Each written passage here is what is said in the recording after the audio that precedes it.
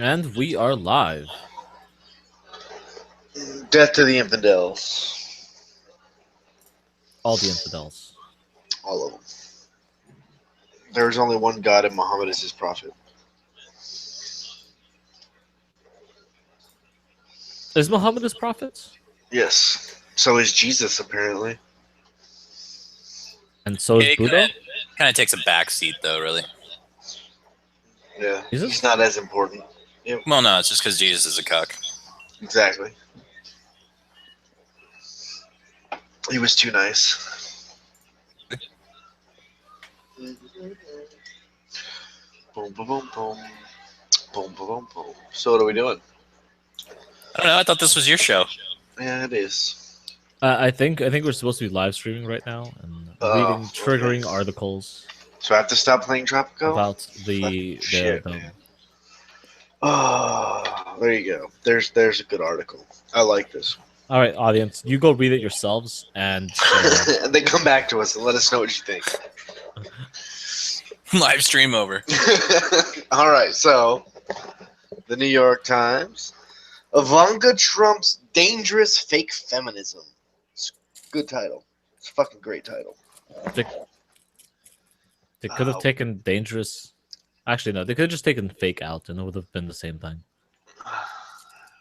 Pretty much. Most feminists are fake to begin with.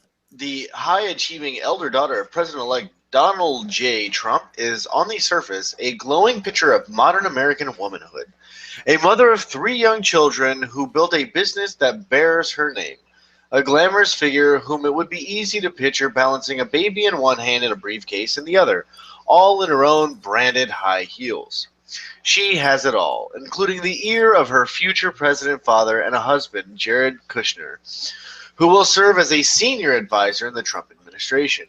But while Ms. Trump has found both professional and personal success by enjoying many of the benefits of feminism, she is far from an avatar of a feminist future. Instead, she's... Wait. Did they say she enjoyed all the benefits of feminism? Is that correct? Yes. So they're saying that their bloody war against the non-feminists is being taken advantage of by not feminists by enjoying all of the spoils of that war. Basically, if you're a woman and you're not a feminist, you are a traitor to your gender, and therefore you shouldn't have any of the benefits. But feminism is not about superiority, all right? But gender's fluid. See, you're fucking up the narrative. I think the general idea here is that she basically has benefited from feminism and is not being a good quote-unquote feminism. That's what I'm saying. She's not a feminist. Therefore, she doesn't deserve all the freedoms and rights that feminists have worked for. Right. But somehow feminism is not about superiority over everybody else, even though apparently you shouldn't be entitled to the benefits of feminism unless you're a feminist. I thought this was the virtuous movement of beautiful people trying to make the world a better place for everybody. How many times have I said the feminists, their secret fucking mantra is everyone is equal, but some are more equal than others. They are the fucking embodiment of that. They deserve more rights. We're all equal, but they deserve more equality. Because they fought for it? Has are they time traveling feminists? Nope, they just deserve it. Has Ivanka actually made a statement on feminism ever? Not that I am aware of, none that I've ever seen. Because I feel like if she had, that would have hit front page everything immediately, and I haven't seen it. Yeah, no matter what she said, either way it would have. Because if she said something pro-feminist, they'd have basically conflated that to her being anti-Trump. Been like, oh, she hates her own father, doesn't think he should be president because she's a feminist. Like, okay. But like, what was the narrative when Trump hired the gay black guy? Well, or at least what would be the narrative if Trump hired the gay black guy? Look at this bigot trying to appease us by hiring the people he thinks we want to see. He just hires whoever he feels like. He really doesn't give a fuck. Like that's you think they would have caught on throughout the entire election campaign that their rhetoric does not affect him at all. Like, it's like fuck. I'm trying to remember the movie. But like every attack that they Thunder? did, like gave them more fucking power, and they had to like be nice or something. It was some stupid kids movie Yeah. trying to teach kids to be nice to each other or something like that. But the bad guy gained more power the meaner you were or something like that. I feel like when they write articles like this, it's like a proactive outgrouping. It's just basically like, in case you're all wondering, Ivanka doesn't qualify as feminist material, so you all need to get on board. It's like a giant dog whistle to the feminist majority. Yeah, it's to give them some new little catchphrases to say, some little fucking sound bites to regurgitate at their friends as to why Ivanka is a bad person. But why can't you just? No, never mind. Because fuck Trump and everybody related to him. I really want to take the narrative to the full extent. If they're so upset that feminists are taking advantage of non-feminist things, maybe they should stop doing things where it'll allow non-feminists to take advantage of feminist ideology and not ideology. What is it at this point? Jesus was a commie. Thanks, Russell. I No, agree. it's kind of one of those things where it's funny because a lot of mainstream feminists, right? They'll sit there and they'll say, "Oh well, feminism is inclusive. It's for men and women, of course." But at the same time, you'll see hit piece articles like this that are say, "Except for this woman, because she doesn't share the same ideas." Well, it's just Hold the on. communist propaganda, right? The first time we saw this shit was with Sarah Palin, though. Right, When exactly. Sarah Palin embodies everything a feminist wants to ever be, like ever. She is a mother of like 6, a full career woman, is completely taking care of like a mentally fucking damaged child. What was it? Autism or no? Yeah, Down I believe syndrome? so. Oh yeah, I Down think it syndrome. was That's the one. Down It's syndrome. Down syndrome. It was Yeah. Down syndrome, and she's a career woman with a job, with a family life, with a full like everything, with everything. She is Yeah, and the literally funny thing the is, the epitome. left wing media asked her how she expects to balance being a mother and president when she was running, and the left had no problem with that. But you ask Hillary Clinton, a basic fucking question that you would ask a man, and then all of a sudden it's sexist because you're questioning her ability as a woman. Well, hold on. That's the first time we saw the feminists completely turn on somebody that they should definitely fucking idolize themselves. And Yeah, it's her accent. She's got that hillbilly accent. Sarah Palin had she's got to be a hipster. If she would have come out wearing one of those fucking one of those gay ass fucking beanies with the little balls on it that the hipsters wear in Southern California, even though it's 90 degrees out, because they're fucking idiots. You know what I'm talking about? The fucking knit caps, right? She'd have come out with that and been like, hey, with a fucking Valley accent. She'd have been elected so quick. Oh, she's one of us. I think where this attitude comes from. I mean, do you remember when they? I don't know if you've read about this, but like when they asked Margaret Thatcher if she was a feminist, and she completely belittled the entire concept. She's like, "I've never had any use for feminism. There's no point in feminism. I don't need that. Neither should any woman need that." And and what they basically turn that into is that, oh well, she's working within the established patriarchal system, therefore she can't be a feminist. Yeah. And this has gone over to every conservative woman since Thatcher. Like I can't think of an example prior to Thatcher. Even though Thatcher was the longest serving prime minister in the UK. Literally the most successful, I think personally, leader of a country all around, all around, yeah. Like as a well-rounded leader, some leaders have had like really good things specifically, and other things that were shortfalls. But as a rounded-out leader, you couldn't really have asked for more. Yeah, I mean, say what you will about her policies, whether you agree or disagree with the her party, but I mean, she was still a very accomplished woman. I mean, she literally slept like only about 4 hours a night. I mean, she was a very hardworking woman. You would think they would reward that, but no, because she's ideologically opposed to the goals of feminism, they can't claim her. And because they can't claim her, they've associated every other conservative female voice out there with the problem group. They're at the out group now. Yeah. So they proactively do it now. That's why they're firing at Ivanka without Ivanka saying anything about feminism. Because I've never heard any. I mean, if I'm wrong, if she has made some statement, then I'd like to see it, but I I'm haven't. sure she has at some point in time. You'd think it would be in Something. this article, though, right? Well, it might. It's a very long article. Hmm. It's like fucking 15, 20 paragraphs. And we're on paragraph 3. So, You want to read some more? yeah, sure. Indeed, in an attempt to smooth out the anti-nepotism concerns of her husband's appointment, Ms. Trump will no longer run her own brand or serve as an executive with the Trump organization and is moving with her family to Washington, even as her brothers will continue to run the family company. Her plan, she said, is to take time to settle our 3 young children into their new home and schools. That's horrible. That's fucking horrible. That's very, it's very bad. It's very degenerate. How dare she want to take care of her children and make them a priority? That is definitely anti-feminist right there. So that's all the evidence they needed. That they could have opened with that, and I'd totally agree with them. The Trump Kushners will arrive in Washington as one of the town's most powerful power couples. While many think Miss Trump will eventually take on a quasi-first lady role, and while having either Miss Trump or her husband working for Mr. Trump poses serious ethical and legal issues. It is important to note that Mr. Trump chose the male half of the Trump-Kushner pair to serve in the West Wing, presumably with the blessing of his daughter. So it's really important to note that he picked a man because he's a sexist, apparently. Well, no. What's really interesting about that, and that's a writing ploy that they just did there. What they're trying to do is draw back the reader to that time when Trump made that comment about his daughter. That if she wasn't my daughter, I'd date her. That thing. Yeah.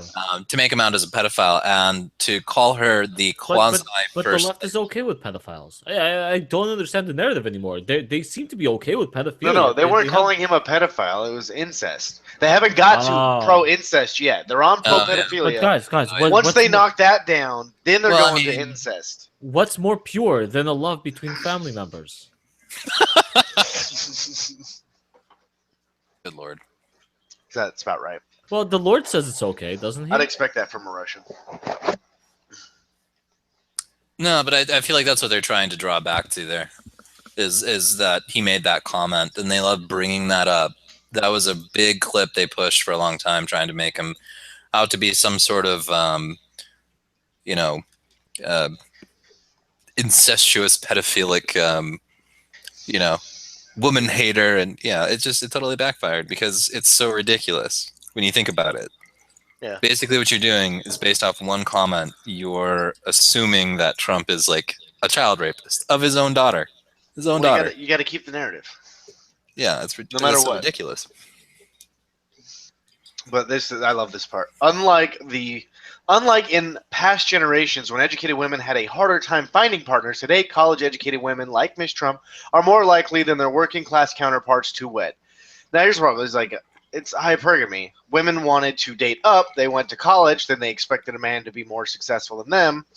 We're kind of... it still exists, obviously, in the majority of women. But it's like, it's hard to find a guy who's more successful than you when you went out and spent 20 years trying to be successful. It's like, so that's called equality. Like, now you're equal with them, but you're still trying to find somebody who's more financially stable than you are. That's feminism. And they wonder why MGTOW is on the rise. Yeah. They wonder. Yeah. You're just telling all the men they're not good enough. Because they make it sound like men didn't want to date college-educated women. Like, she shouldn't be able to read and have those crazy college thoughts in her head. That's really a fucking thing. Come on now. How many men do you really think have ever been like that? Well, this is what the sisterhood preaches, right? Is that let feminism tell you what your standards for a man or a mate should be. It's just like the unions, guys. It's just like the unions. They want to be able to negotiate on your behalf, regardless of whether you agree or not. They need everybody to join. It's the same group thing. Into joining them. We've already discussed this, Loki. It's a matter of groupthink. It's the mentality of the group over the individual. Right. They just want to be in charge of the group. Right. This is how easily it's co-opted by Marxism. Yeah. That's why third wave feminism has turned into another wing of the progressive movement, the progressive stack, which is just more identity politics. It's basically waging one part of the populace against the other to achieve some political gain. This is what they're doing. If college thoughts equal Marxism, then I'm like that. Yeah, I agree. Like, sorry, if you went to Berkeley, I won't date you. Sorry. So that's a no-go there. Couldn't tolerate it. But They that sounds like actually had to, that sounds close like a down. socioeconomic bias. Feminists are allowed to have It isn't biases. socioeconomic. But Berkeley seems to be a high-end school where it'll be expensive to go to. Yeah, but I didn't say Yale or Princeton or Oxford or Harvard. But you said a college. I said Berkeley. That's If a they went preference to towards Berkeley, education. That's a college because that particular area and that particular college is very anti everything I stand for, to the point where they kicked out the Marine Corps recruiters and they're not allowed to recruit in the town anymore.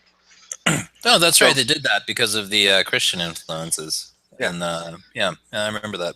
So, if that's a place where you thought that was a good idea for you to go to school, then we won't agree on pretty much anything, and we shouldn't bother. We shouldn't bother trying. Yeah. That's like I wouldn't date a communist. I'm sorry. Like we couldn't agree on anything, like ever. It's just that simple. I'm sure you guys could find something that you could agree with. Not really, because communists hate the Jews. It's part of being communist. Everyone hates the Jews. Yeah. Fascists hates the Jews. The communist hates the Jews. The Jews hate the Jews. No, see, the communists want you to cook. They want you to provide the food. They want you to feed them. And they don't want to actually contribute anything, and then they call it sharing the means of production by them not doing anything somehow. You provide everything for them, and you share the means of production. It's perfect. It's great. I love it. Makes perfect, total sense. Well, how else are you supposed to share if not by sharing your means of production? If people don't have the means to produce, then what? What happens to them then? That's their fucking problem, isn't it? That's why we need to fix our education system. Like, you have like mentally and physically disabled people. Clearly, they're an exception to the rule, right? But they act like the conditions of the physically and mentally disabled are like a default for poor people. Like all poor people are basically physically disabled in the eyes of socialism, and therefore anything that you work up and you gain on your own, you're privileged and you're discriminating against those. With everything you say, I feel like there needs to be an asterisk in front of it or before it. Just being like not all. Yes, all communists, fucking all. No, but no, that's not what I mean. I mean, you fucking poor people are disenfranchised unless you're white, and poor people are this and that. Well, no, in communism, even the white poor people you deserve equality unless you disagree with us. See, communism cares less about the color of your skin and more about the amount of money that you have, and the more you have, the more evil you are. You mean don't have, right? No, you won't have. They're very interested in how much you do have because that's what they want to take away. Well, I do want to make one caveat here, right? Poor people are disadvantaged and disenfranchised. The problem is that the solutions that communism comes to correct the problem have nothing to do with the poor people. It's all about establishment of control. Yeah. Right. And they use the poor people as a token or a tool to achieve those. Let's say fix the education system. It would do leaps and bounds. We can't force people to have 2-parent households, but we can at least fix the education system. We can't. We've been discussing this for days and days. We can't fix the education system while the unions are running the education system, and therefore to even take a break would mean not paying the teachers. And if you don't pay the teachers, they go on strike and demand even more money. Good. You're saying good, but I mean, like this is a revolution. You're asking for the entire school system will implode on itself, and then we get to build a new education system. But the education system imploded on itself back in the fucking 60s. No, because it still exists. Okay, it's not an education system. You're talking about the union saying, "Oh, teachers aren't going to work anymore," to the point where the whole thing will collapse, and then people will be like, "Okay, well, we obviously can't do union teachers anymore because none of them will fucking work." But they don't work now. Yeah, but they show up. If they're going on strike, they're not showing up. Hardly and barely. I would not call what they do showing up or fucking No. They show up. They are physically there, and they're collecting a paycheck. If they're on strike, they can't physically be there in the classroom because then that's the only thing that they can actually strike from is showing up because they don't teach shit. You're on strike, as far as I'm aware, anyway. Exactly. Right? Yeah, that was do. the whole. They have strike No, funds. the Hold on. union does. The school doesn't Yeah. pay them while they're on strike. No, of course not. That's what he meant. Oh, okay. Right? Now, the union's as a concept of you pay in and then it saves your money, and then if you have to go on strike because something actually bad is going on, there's nothing wrong with that, but that is not what unions are anymore. They just pretend that's what they are. But they do pay people. Like, they pay people to go do strikes for them. Like, the fucking union workers don't even show up to the strikes anymore. They pay other people to come and strike on their behalf while they sit at home. Like students, as we saw with Crowder's little video. Yeah. Oh, yeah. They only pay a couple of them to organize people to come out there and do the strike. Not everybody in the strike gets paid. Yeah, good times. Like, this is unions today. Anyways, how did we get to this from? Oh yeah, groupthink. That's right. It's all groupthink.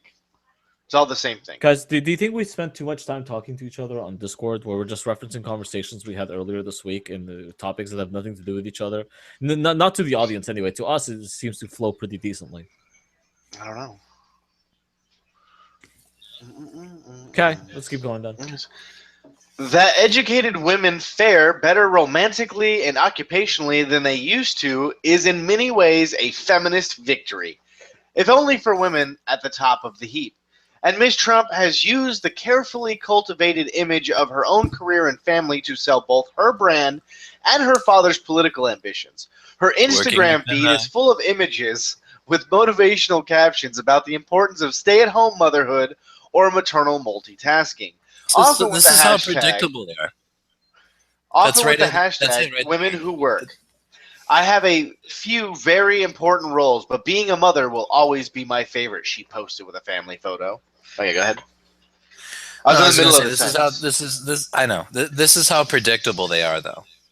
I haven't even seen this article, and they're already saying she's working within the patriarchy from her father, and so she's not going to step off the reservation to go into feminism, therefore she shouldn't reap the benefits of quote-unquote Actually, feminism. they were calling her a hypocrite because they're saying she's pushing the stay-at-home motherhood and being a mother was always her favorite role, but she's a working woman, right? So she's undermining feminism while getting the benefits of feminism by being a working woman. Yeah.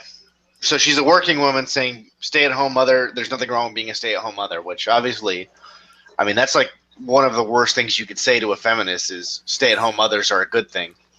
Yeah, but that's working within the patriarchy, though. That's still working within the patriarchy. But regardless, if you make that decision as an individual, you are betraying feminism somehow. Yeah, here's the question though: like, what do they expect her to do exactly? I don't know. Well, I guarantee you they have a problem with her saying she's going to not work and help her children get settled into the new home and school. That's bad.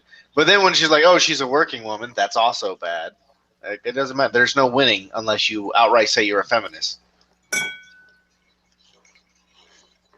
So how does... No, they're saying she's not a feminist. She's a non-feminist who's getting the benefit from feminism, and they're saying that's a problem. That's what they're saying, Russell. I'm pretty sure she's getting the benefit from her father. I would imagine. I would think maybe that couple $1 billion upbringing might have something to do with her privilege. Plus the connections, the job opportunities, all that comes along with that. Yeah. The two-parent household, guys. Never forget the two-parent household. Well, I mean, she off and on two-parent household. What is he on? Wife 5? I don't even know how many times he's been married. 2, I think, just 2. No, he's got like at least 4 ex-wives. Which wife is she from? One of the first ones. Is she? The second one, I think. I think she's from the second one. And Ivanka is which one? Can we look that up real quick? Sure, why not? Well, this isn't citation needed. I can actually use citation. See, Ivanka Trump. She's 35, born in 81. Parents: Ivana Trump and Donald Trump. Ivana Trump. 3. 3 spouses. Yeah, 3 wives. I think she's the third. Yeah, she's the third. Yeah. So is Ivanka from Milano? Ivanka is from Ivana. What? She's the blonde one. She's the one that you were following the lead up. There was a clip that went out there. She's the one that he said, no, Ivana, does what I tell her. That when that clip went out. Yeah. Oh, okay. I can't remember now. They got divorced in 1990. Or should I say that's when the articles were written about it, so probably 1989. Right, so All right. Fair enough. I don't know. He marry somebody in the 2000s too? Before this wife? Well, that would have been his first wife. Yeah, I was talking about his divorces.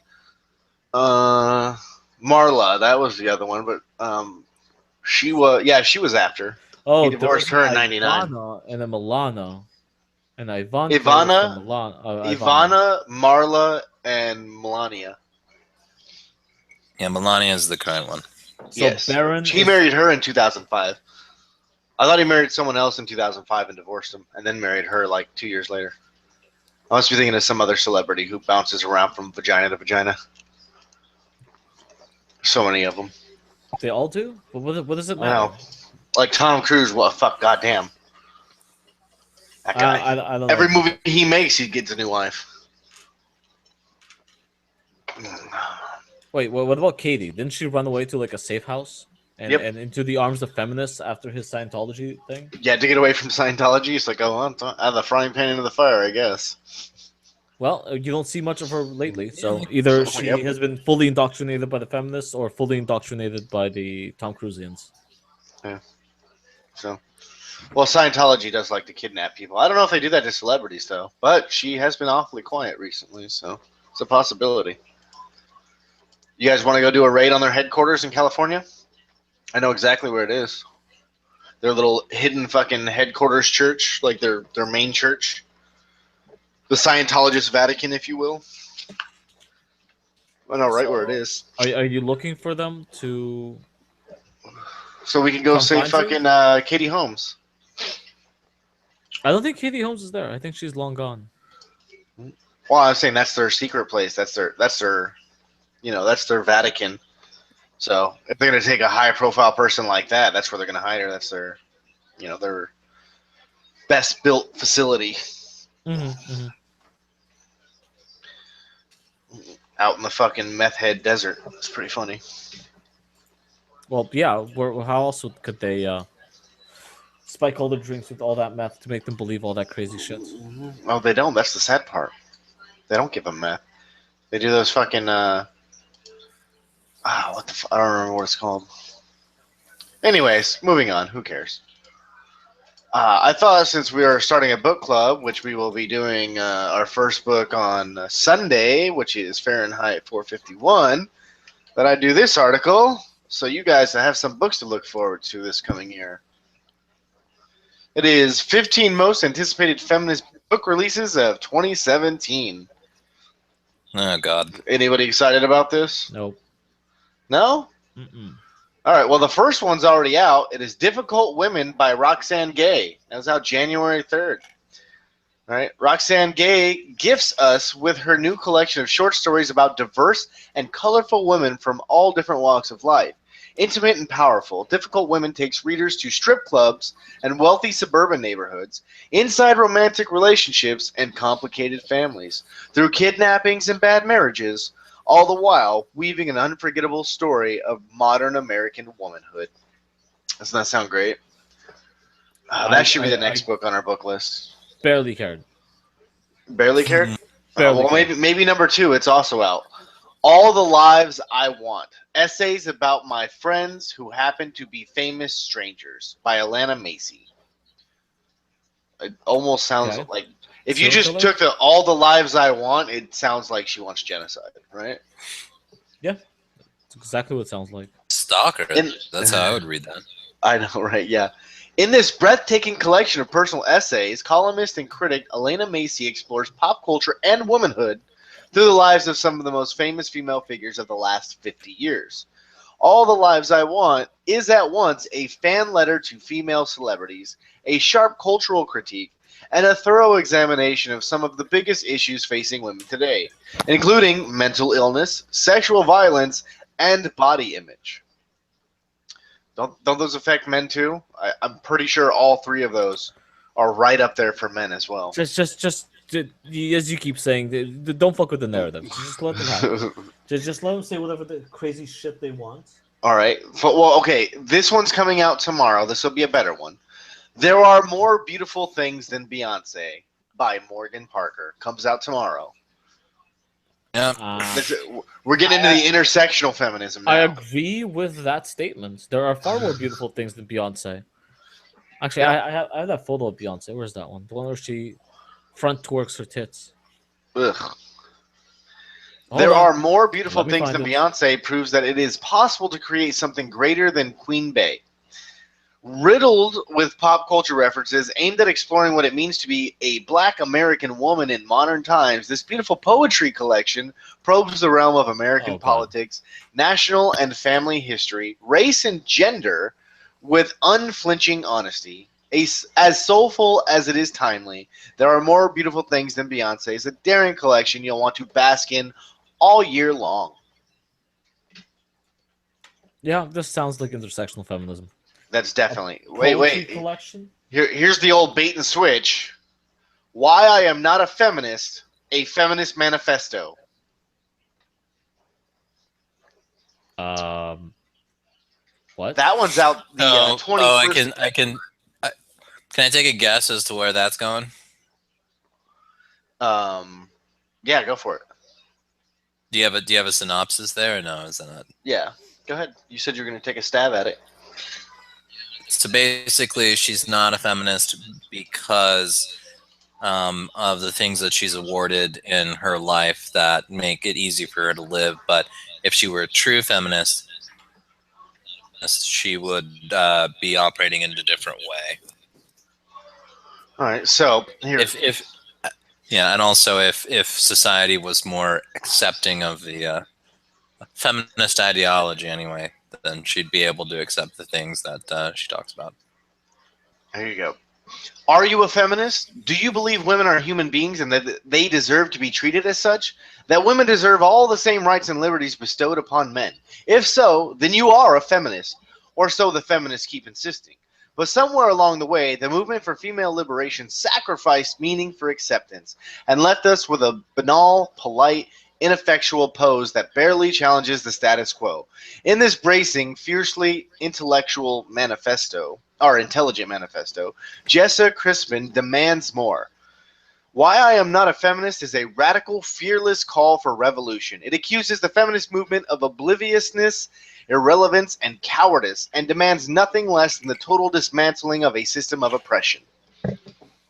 So, you know how we said feminists were going to double down in 2017? There you go. Are they doubling down on themselves? Yeah, so that's a radical. Yeah, that's a radical feminist. Then that's what you're looking at there. What they're saying is feminism has been too quiet in 2016. We need to ramp this up.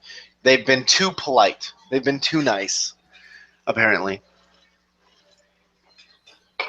So, yes, stand by for that. I say that's the family courts. I say let them do it. Please let them go. Please, I keep saying let them fucking go at it. I want to see it. I want to have something to point at when I say feminists are crazy bastards. Yeah, but who knows what they're gonna do? They can't be much worse than what they're doing now. You'd be surprised. Any further would be to break the law. Yeah, maybe. But they are women, so they'll get lesser sentences. So they'll just be right back out on the streets. And that's what we have the MGTOW and the MRAs for, to fight the legal battles. Oh, we're going intersectional again. The Hate You Give by Angie Thomas. Debut author Angie Thomas draws real-life inspiration from the Black Lives Matter movement in her remarkable, heartbreaking YA novel, The Hate You Give. After witnessing the fatal shooting of her unarmed friend by a police officer, Starr finds herself in the center of everyone's attention, including the media, the police, and the local drug lord. What she does next determines not only the fate of her own life, but that of her neighborhood and all those she loves in it. A poignant novel about race and justice in America. It's That fiction, Hate right? You Give is a vital story that everyone needs to put at the top of their reading list this It's year. fiction, though. Of course it's fiction. Okay. The whole Black Lives Matter narrative is fiction. That's not what I mean by it's fiction. Well, I'm saying it's based on something that is fiction, so even if they were trying to not be fiction, it would still be fiction. Fair enough. Ooh, next. Divided We Stand. The battle over women's rights and family values that polarized American politics. By Marjorie J. Sproul. What do you want to bet that the family values are probably not the family values that you normally think of? This is the dissolution of the nuclear family, obviously. That name makes me think second wave. Right. In Divided We Stand, author and women's history expert Marjorie J. Sproul shines a light on the ongoing conflict between liberal feminists and their conservative pro-family opposition, going all the way back to the 1977 National Women's Conference in Houston. Divided We Stand is a detailed account of the political and cultural differences that has led us to the fractured political system we have today. Well-researched and skillfully written, this is an accessible history every feminist should consider reading, or should consider required reading. That's not very descriptive. It's got to be the old bait and switch. But I was very, very shocked to see that they said conservatives pro-family position. That's kind of telling, isn't it? Yeah, that's. I mean, it may almost because conservatives are evil, so by default that would have to mean that they mean pro-family is evil, right? Well, here can you think of a single conservative feminist? No. But that's my point. That's what I'm saying. Is that they called them pro-family, so it's like they're either outright saying being pro-family is bad, or they're not demonizing conservatives. I'm just confused because it's bustle and not demonizing conservatives. It's not really their thing. What it means to be pro-family might not necessarily mean the same thing it might mean for you to be pro-family. They can mean any unit of people combined together to want to have sex and or start a family together. It might be a family, and you have to be pro-family, even though if it's that's two people pretending to be a dog and one person pretending to be their caretaker. So see, that's the original traditional conservative position, though. It's the nuclear family was one of or family values anyway was the big traditional conservative plank for a very long time, and that's sort of fallen out of favor because basically the left has equated that with sexism, Christian values. Yeah, that too. Yeah. So. Yeah, tradcons are sort of slowly going on their way out right now in the right. Yeah, so when I hear feminists talk about the or family anything, I think that's usually what I think that they're referring to is the nuclear family, even though statistically, on the averages, that actually produces the best children. So. Yeah, but they're selfish individuals. They don't care about that. No, I mean, I haven't actually had anyone argue against that. They just don't care. Well, it's because of their ideological position, right? Religion's bad, okay, because it's patriarchal. Right. So it can produce nothing good because the patriarchy only produces bad things. Well, I mean, the story of Jesus, I mean, if you really think about it, is rape. That is a story of rape. I don't remember God ever asking Mary if she wanted to get knocked up by God. He just kind of did it without her consent. Like I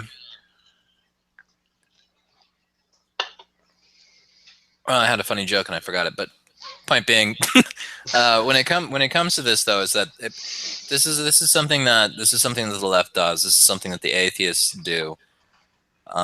They throw the baby out with the bathwater, basically. Literally. Any sort of good, not basically, literally.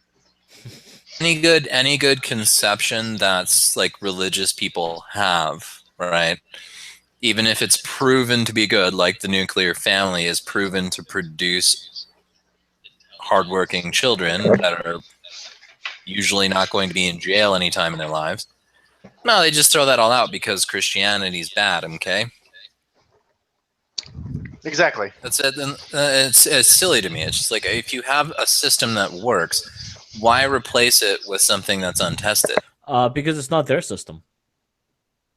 Even though the what the fuck do you want to call it? The religious system has been around for many years, producing a lot of different types of people. The fuck is that noise? Carla. Fuck, I swear. They don't want the system to be there. They don't want the system to even have influence on other people's lives, and they will go out of their way to continuously point out how evil and bad the system is because it's not theirs.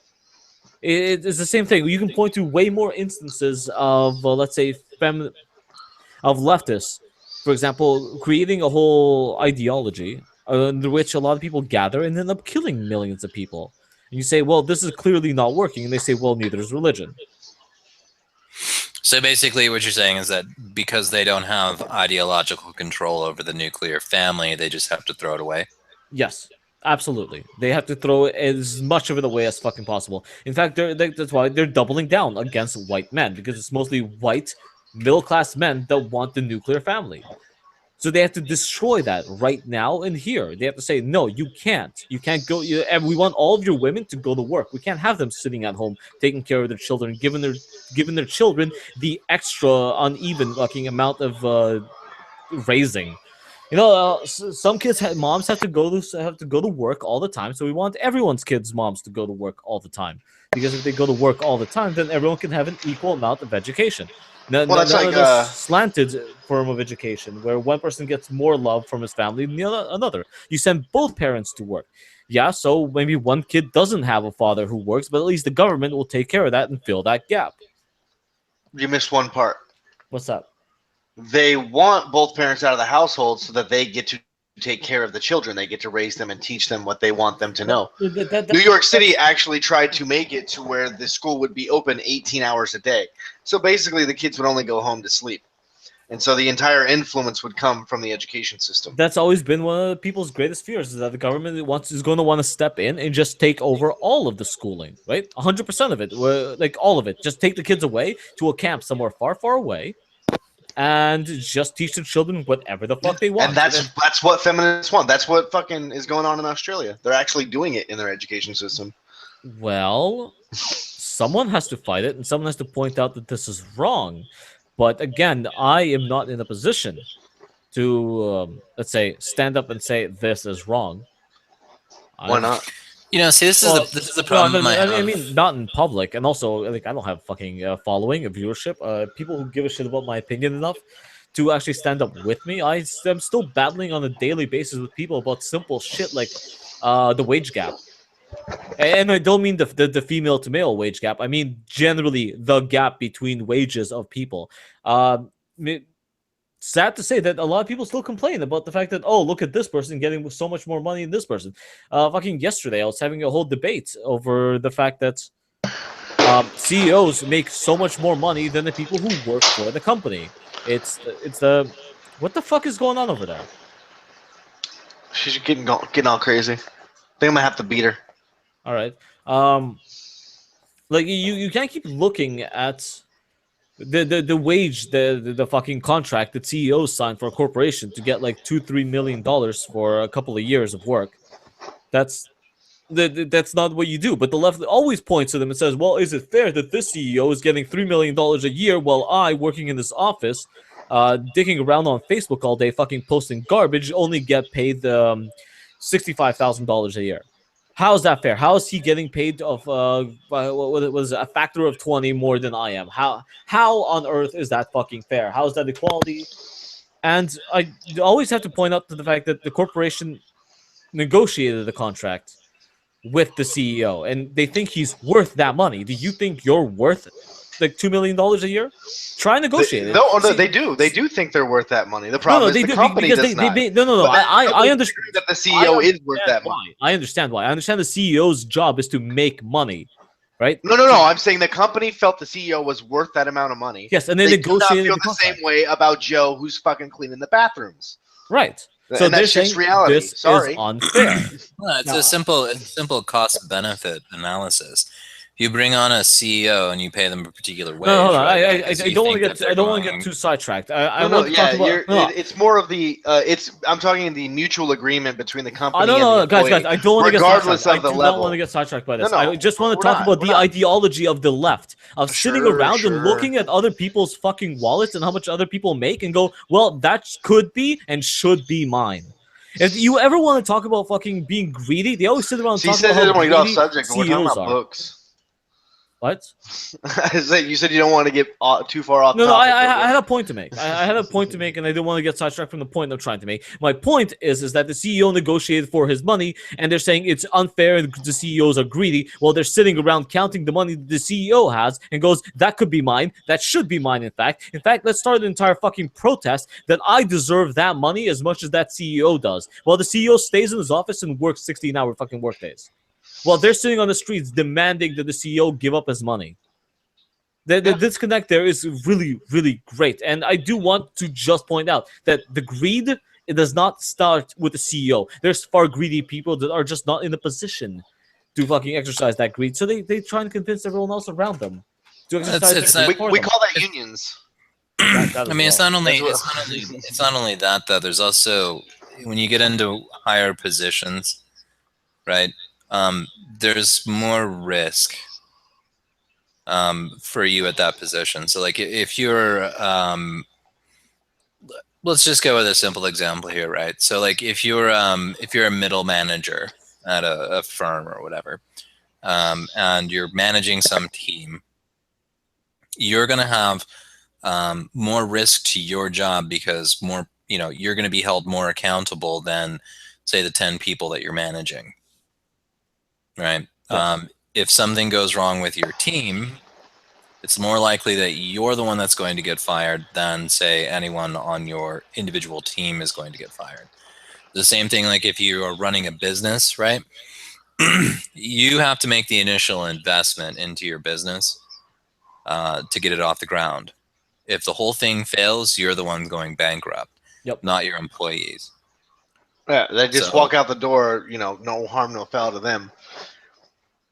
Right. Because basically, at worst, they don't get like a paycheck or two that they were expecting, whereas the owner loses everything, could lose his house, his car, and end up living on the streets. His wife divorces him because now he's fucking lost everything. Like, this is the shit that happens to people because their businesses go under.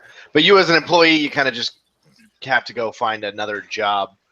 But depending how long the business has been open, how much it cost you, if you borrowed money, all the shit that you bought to buy the business, But hey, who gives a fuck about that? None of that matters. None of that matters. Yeah, and here's the other thing too: as a CEO of a company, even if you're it's like a large company, right? Say like a large bank or something like that, you're also legally responsible for things that occur within your company.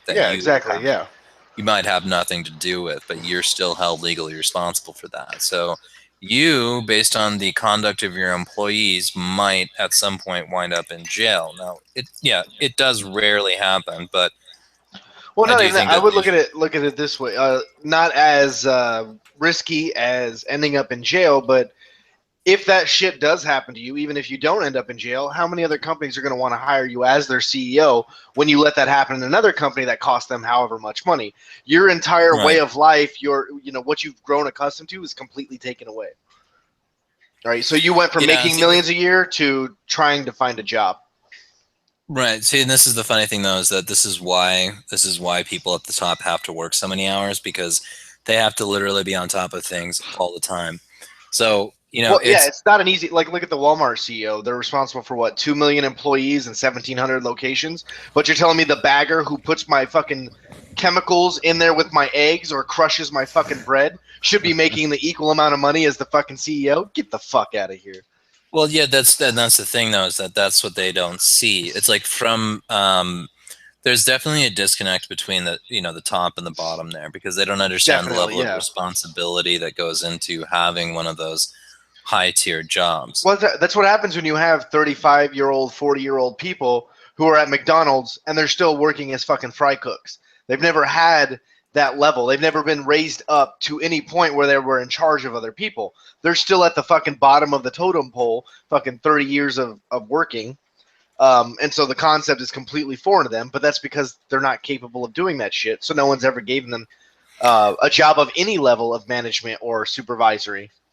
Right, and just as a microcosm though too here, if you look at every U.S. president, right, look how quickly they age just going through 4 years of presidency. Mm-hmm. Well, yeah, you're talking a corporation of, was it 316 million people? Because we're basically a corporation when you boil it down. Yeah, it's a lot of stress. It's a lot of responsibility. It's long hours. You're pretty much on call all the time because you can't just there's no off time. Yeah, and it's like you know we can make all the glib remarks we want about like say Obama or Bush taking all those vacations and whatnot, but again look at how fast they aged over 4 years. Their hair literally grays. But even so, like when you're on vacation, you're never really on vacation as the president of the United States. It just does not happen. There is no I'm unplugging for the day. I'm taking a no electronics day or whatever the fuck they call that shit. Yeah, I'm turning Yeah, when I go on vacation, the US is just off for the day. Yeah. Like no. Everybody doesn't have to do anything. This was one of the big problems that I had with Benghazi and Hillary Clinton, right? Because she, as the Secretary of State, was kind of second in that chain of command and the highest for the State Department, and didn't really react and handle the situation. So regardless of whether she had made a bad decision or not, she made no decision. It was kind of like put it off till later. Mm-hmm.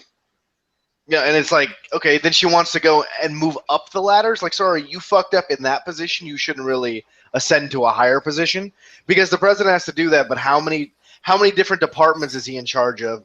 How many diplomats' names does he have to remember, and their spouses' names, and all these things he has to play with the press corps. Trying to do things with was it trade, the military, law enforcement, the press, his personal life, all these things he has to fucking juggle. And it's like you couldn't do one step down from that. I'm not gonna support you going one step up. Just like with the fry cook who's fucking 40 years old. You can't manage to not fuck the fries up, you can't move up. Sorry. That's just how life goes. That's exactly how life goes. But again, people aren't taught that life isn't fair anymore. They're taught fucking socialism. Fucking believe and it shall be yours. Just as long as you want it hard enough and cry about it loud enough. Oh yeah, well yeah, it's well they're taught equality over freedom or liberty. No, they're not. They don't know the meaning of equality. Yeah, they're taught the word equality, but they're not taught what the word actually means. Yeah. Like I said, it's not equal it's not equality that the CEO gets paid so much more than I do. Well, yeah, fucking get a job. Really for fuck's sakes, get a fucking job. Maybe you can get some money. Don't just cry there that the CEO has more money than you and demand it. For fuck's sake, step one is to work. Yeah, it's like he started out somewhere. And yeah, I will give you that there are lots of people who started out making a lot more money than any of us started out making when we started working. And they're still making a lot more money than we're making, but that's not necessarily unfair. That's not anything that is restricting my ability to end up making more money than them someday. If I work and make the proper decisions I need to make. Well, it's also I mean there's another factor here too. Like the way that the US was set up from an immigration standpoint was that when you got here, right, your first generation is going to be the working poor. You might be able to save enough money to then maybe send your kids to school or put them in a better position than you were initially, right? Yeah. And then your children from there will raise children that can then grow and become better than you were. That's the entire idea. It's not as though you come to this country and you're immediately going to become rich. And that's the left's narrative now, though. They're talking about how the immigrants need to come here for the immigrants. It's like, but immigrants used to come here for their children, for their children's future, for a better, like, hey, my life sucked. I want to give something better to my children and the next generation. Now it's all about me and my generation. Yeah, and see, I find that really funny too because that is actually that's not how it has worked.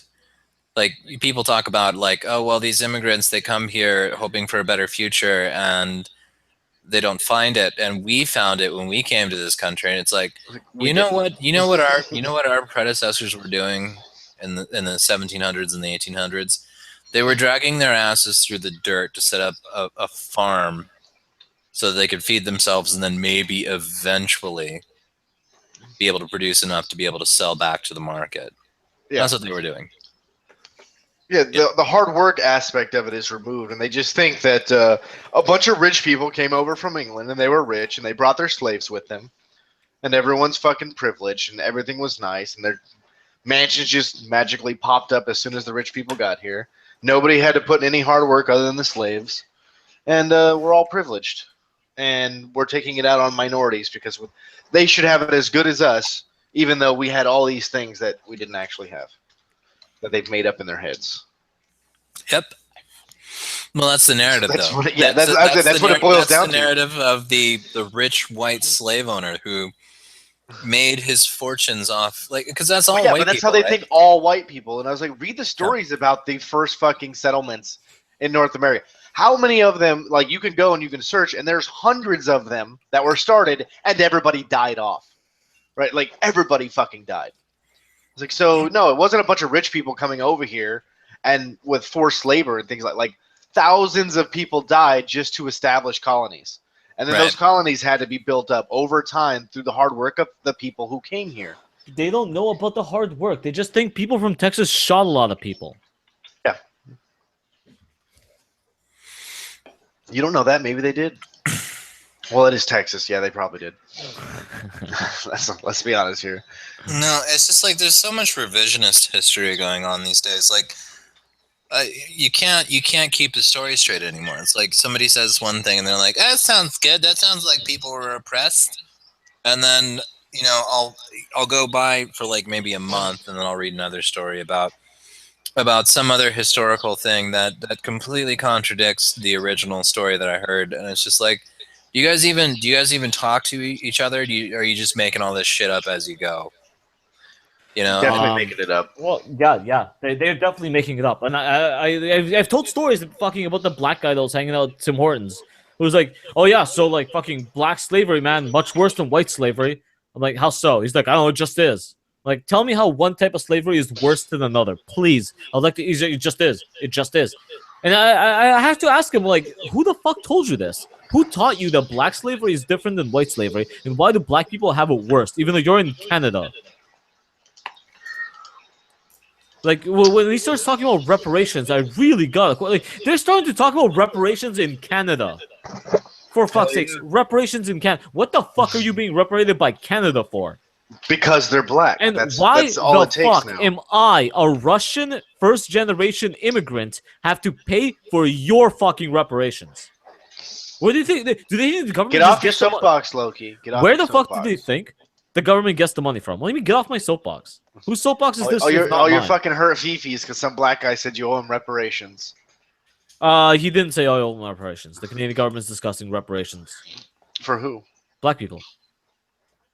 Yeah, but who? Just all black people? Just black people. I don't know. It's being discussed. I don't know why it's being first discussed. generation Haitians and Jamaicans get reparations? I don't know. That's my question. know. What the fuck? What the fuck is this? It's your fucking government. It's not my government. This is why I want nothing to do with this government. I want fucking out. I want out. Well, then move. Go to Alaska. You can walk right into Alaska. No one will even try I can and stop walk you. into New York. I can take the fucking ferry across to fucking I don't know, Detroit. Fucking Detroit, swim across. Go to Detroit. Have fun. Yeah, you got a problem with black people demanding things from you? Go to Detroit. It'll be much better. I don't know. From what I understand, black people are scared of Russian people in Toronto, so we'll see how that goes. Yeah, not in Detroit. We'll see. Go ahead. Go to Detroit. Beware of the bears, though. They're roaming around the city now. Oh. There's that, too. But you're Russian. You'll be fine. Yeah, Alaska's on the other side of the goddamn country. And yes, I could make it there. Yeah. Technically, I fucking... But there are no people in Alaska. That's the big draw there. Sarah you can walk Palin's right over in. there. You can walk right in, and there's plenty of wide open space around nobody. You could build a little fucking hut. All you got to do is find yourself a rifle and some rounds, or make a bow and arrow and start living off the land. This isn't 7 Days to Die. And there will be no people do this shit. They go up to Alaska and they just fucking survive off the land with whatever they brought. How long do you have to live on American soil before they consider you an American? 7 years? That's not how it works. Sorry. But you're in Alaska. There's no fucking border patrol or immigration up there doing anything. No one's gonna ask for your papers. Don't worry. Well, I don't know. You have a Russian accent. If you go to the big city, it might. Well, yeah, but the jobs pay good out there. You can go be a fucking fisherman for 6 months and make 6 figures. So yeah, it's expensive out there, but you make good money. Out where, in Canada? It's just everywhere. What is happening with this? We've let the feminists and the progressives take over our education system, and now we're reaping the benefits of our ignorance. Now they're running everything. It's just going to get worse from here. This is just the beginning.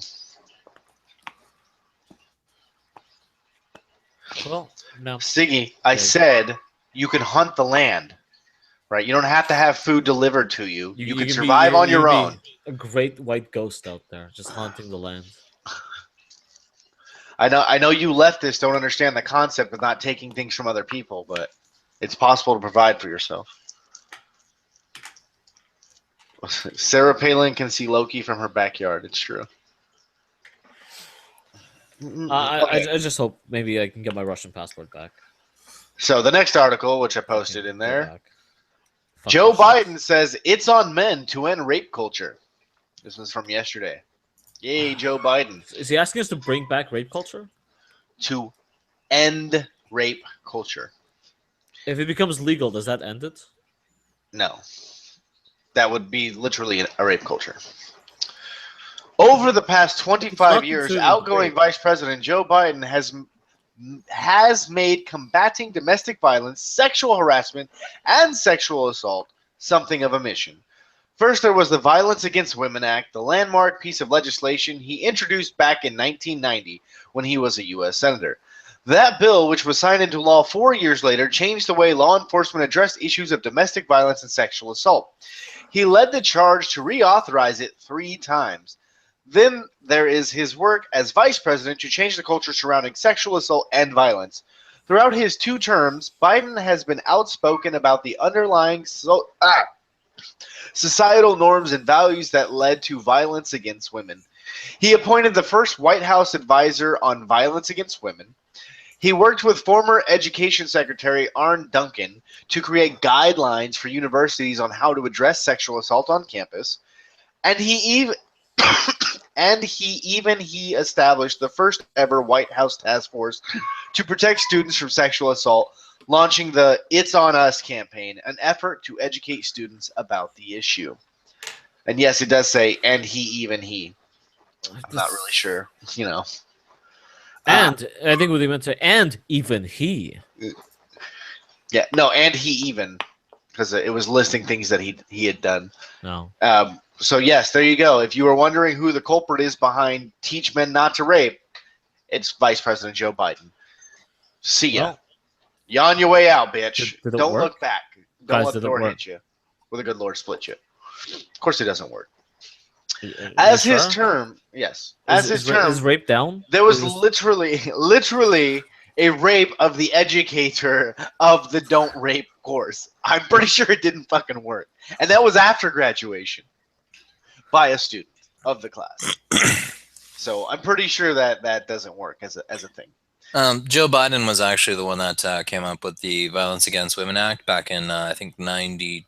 I literally just read that, 1990. I just read that out loud. I wasn't paying attention, sorry. I noticed. Are you tweeting out the stream, hoping to get more people in here? Yeah. As his term comes to an end, Biden is out there, still beating the drum. Here's the deal, guys. I'm no longer going to be vice president, but I'm going to be setting up a foundation that's going to devote the rest of my life to dealing with violence against women. He said at the It's On Us summit at the White House earlier this month.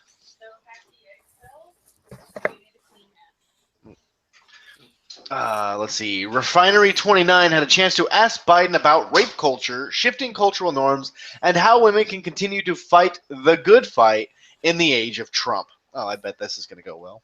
What do you guys think? I think it's going to be horribly misrepresentative of the facts. Hmm. I need a heavier drink. You guys are going to excuse me for a second. Okay.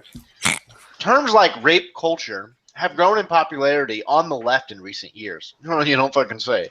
In your mind, what does rape culture mean, and how have those on the right misinterpreted it? Yeah, it's our fucking fault. Fuck you. It is a useful term. Is it a useful term, or is it alienating? Something is terribly wrong when people ask victims of sexual assault questions like, "What were you wearing?" Doesn't happen. "Why were you there?" That's a legitimate question for a police officer to ask somebody. "What did you say?" I don't see how that would ever be a question, but okay. "How much did you drink?" I don't know. Mycroft, you think that's a good question? It's a fantastic question. I think it is. How much did you drink? Seems like a question that an officer might ask a rape victim. Legitimately. Do we want to go into the VAWA, and do we want to go into Well, this is a rape quote culture? from Joe Biden. Yeah, well, that's what Joe Biden's talking about. Apparently, you're not paying attention. Joe Biden said that No, he's people not. He's not. He's not. victims of sexual assault questions like, "What were you wearing? Why were you there? What did you say? And how much did you drink?" And he's saying that it's terrible that those questions are asked of rape victims. Yeah, but he's not. He's not actually going into the valid criticisms of the VAWA Act or the concept of rape culture. There, I mean, those are clearly just pandering, loaded questions that he's dropping. Yeah, I mean, have you looked into VAWA? of course This not. fella. I don't have a vagina, so what do I care?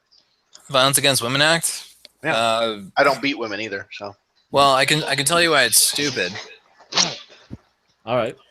Right. Violence Against Women Act put up the Duluth model as the standard way for police to respond to domestic violence.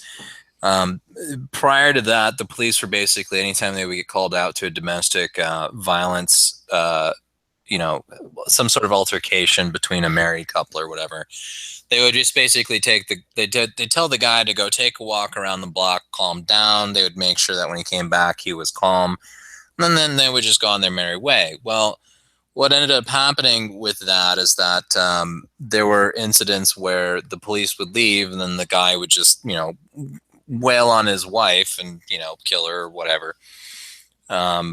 Or at least there would be more damage to the woman. So the idea behind the Violence Against Women Act was to use the Duluth model to correct this problem, which is when the police go out to any sort of domestic violence call, is just to arrest the guy. Yeah. Separate the two. You automatically assume that the male is the one responsible, or at least he's the one that's going to commit the violence. So you arrest him and you put him in lockup over the weekend or for a couple of days. And And then you the give her the problem. house, the kids, the car, half the paycheck, and most of his life. Well, no, the problem with this, though, beyond the assumption of guilt by the police, is that. Well, I was gonna say, I just didn't like how you were saying the woman gets beat to death and blah blah blah, because these statistics are actually kind of nearly 50-50 even in the 90s. Oh, you mean the domestic violence? Yeah. Well. Yeah, going both ways, and it basically said we'll only look at the women. Yeah, but the problem is that it's one thing to punch someone, it's another thing to kill someone. So the thing is that It's not unfortunately, my fault that when I punch her, she dies sometimes.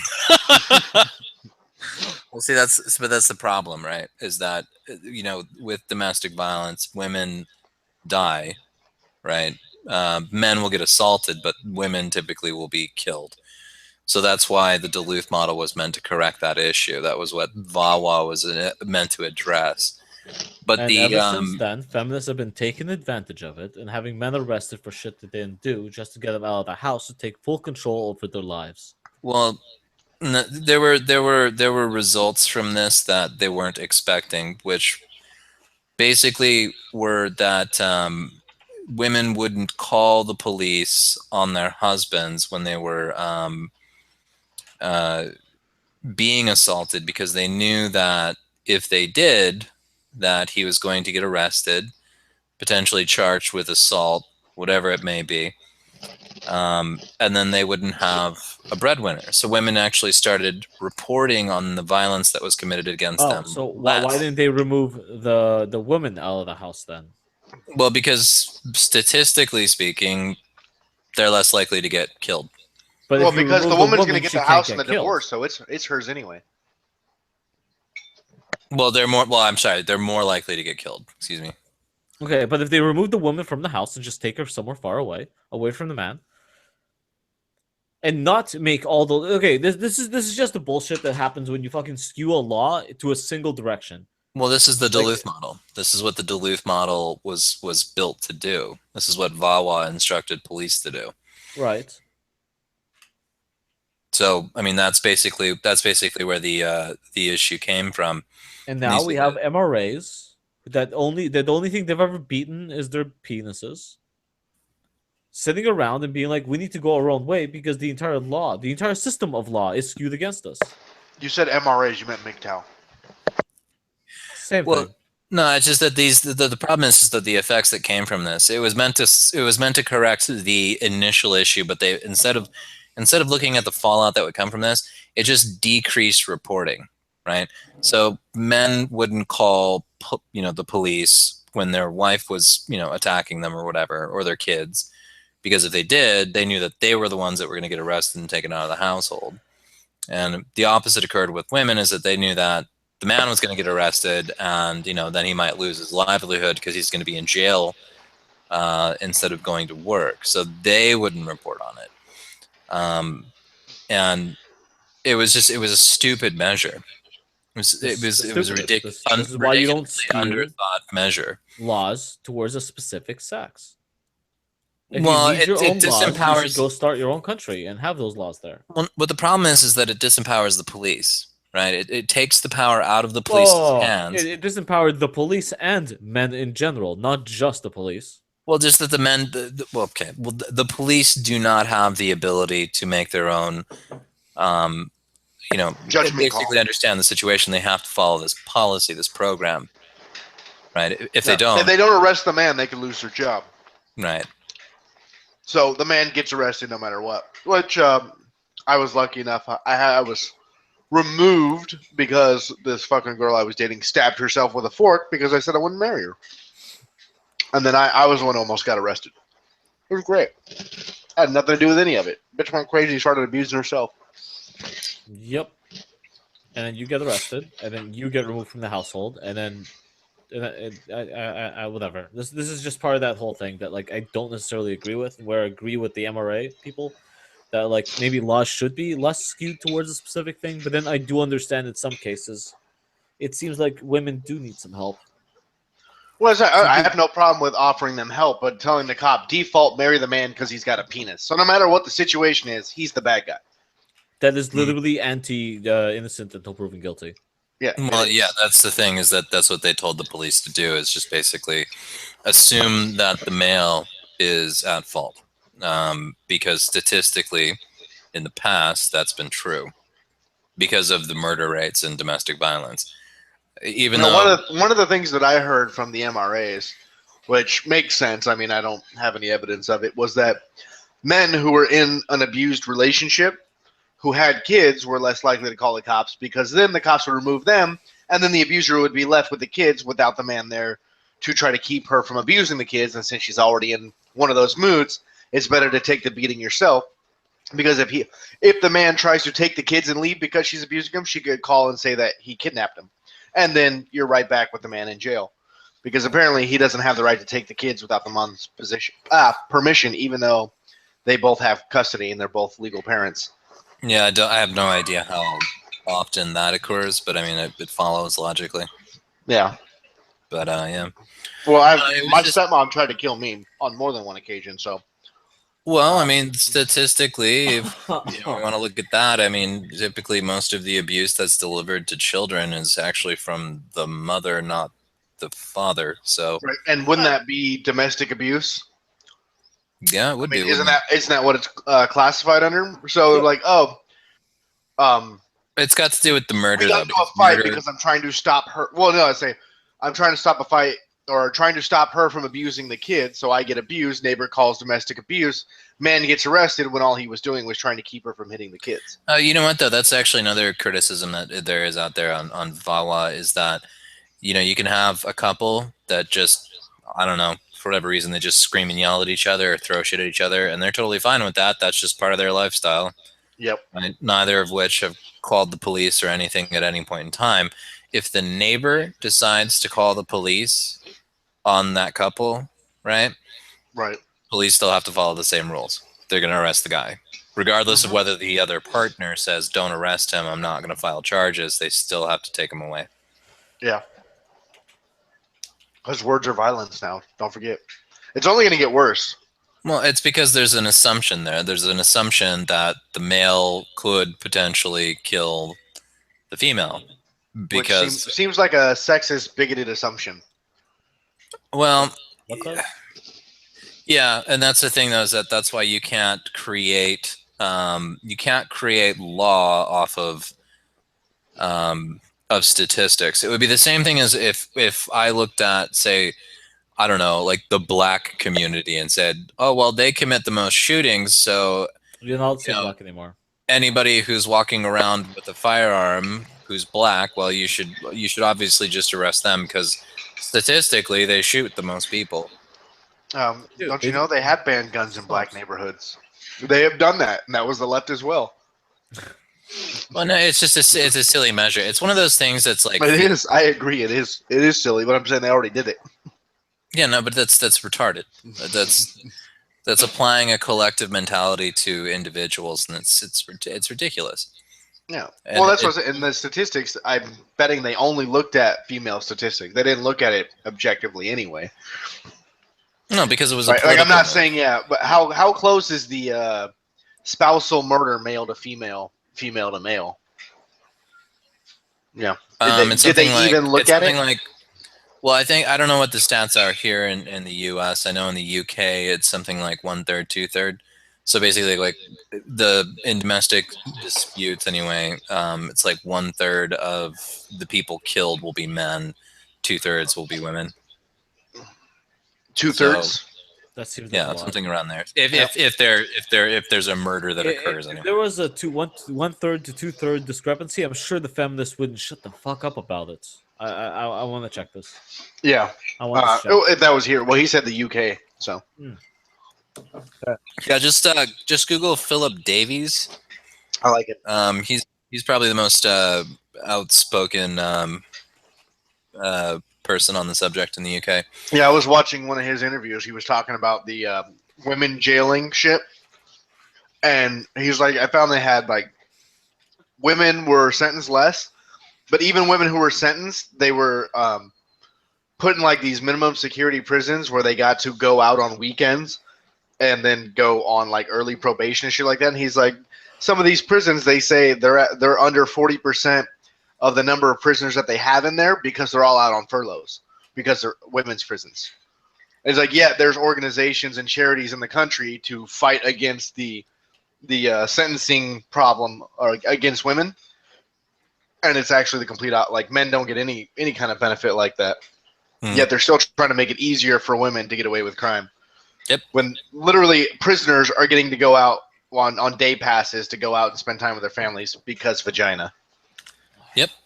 Well, it's because the assumption there is that children need their mother.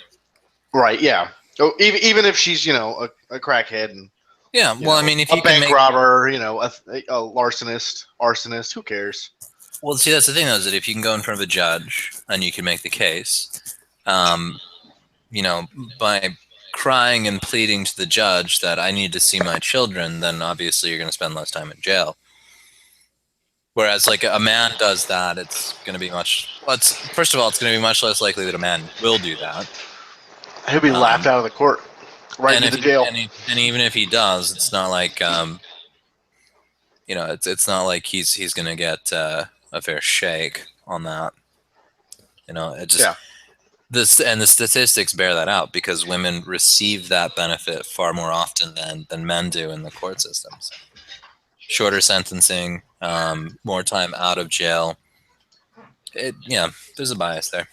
Yeah, there clearly. But I was thing is, he actually went in to fight because they were telling him that there was a disparity against women.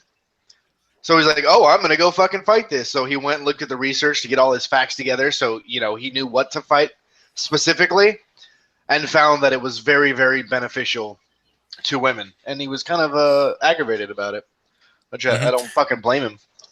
Well, Philip Davies is actually the head of the Women in Equality Council now. Yep. Okay, which is hilarious to me. Good times, Yeah, right? they actually approved a measure to look into why men are actually committing suicide in the UK recently. I remember Yeah. seeing that article pop up. I bet that pissed some feminists off. I'm sure it did. You're detracting from women's issues. Well, I mean, if you pay attention to men, obviously you can't pay attention to women. Exactly. So, because that's what you'll hear from UK politicians. I forget who it was making the argument that until we have complete gender equality, we can't pay attention to any men's issues. Yeah. I forget her name now. But the men's issues are the gender inequalities. Well, point being though is that is obviously favoring one gender over the other, simply because you feel as though their issues are paramount, which is supremacy, right? Yeah. Yep. Exactly. It's always been supremacy. Benevolent sexism, as they like to say. Like, we want to worry about your issues, but these issues are more important. Yeah. Mm-mm. Okay, so continuing on, and we have to take it on wherever we find it in our society, whether it is the so-called locker room talk or bar banter or the tasteless joke, anything that condones or even promotes violence against women. Naming rape culture, calling sexual assault by its rightful name, isn't about attacking or alienating anyone on the left or the right. It's about taking off the social blinders that make it easier to overlook violence rather than confront it. And because this culture is pervasive in our society, we all have a responsibility to step up to change it. Yeah, guys. Why are you letting all your friends beat women? What the fuck's wrong with you? Oh, I feel like they deserve it. It's like, that's apparently what's going on. We're all just letting men beat women. Right, Mycroft? Huh? Do you beat women on the weekends? You go to the strip club and just slap them around?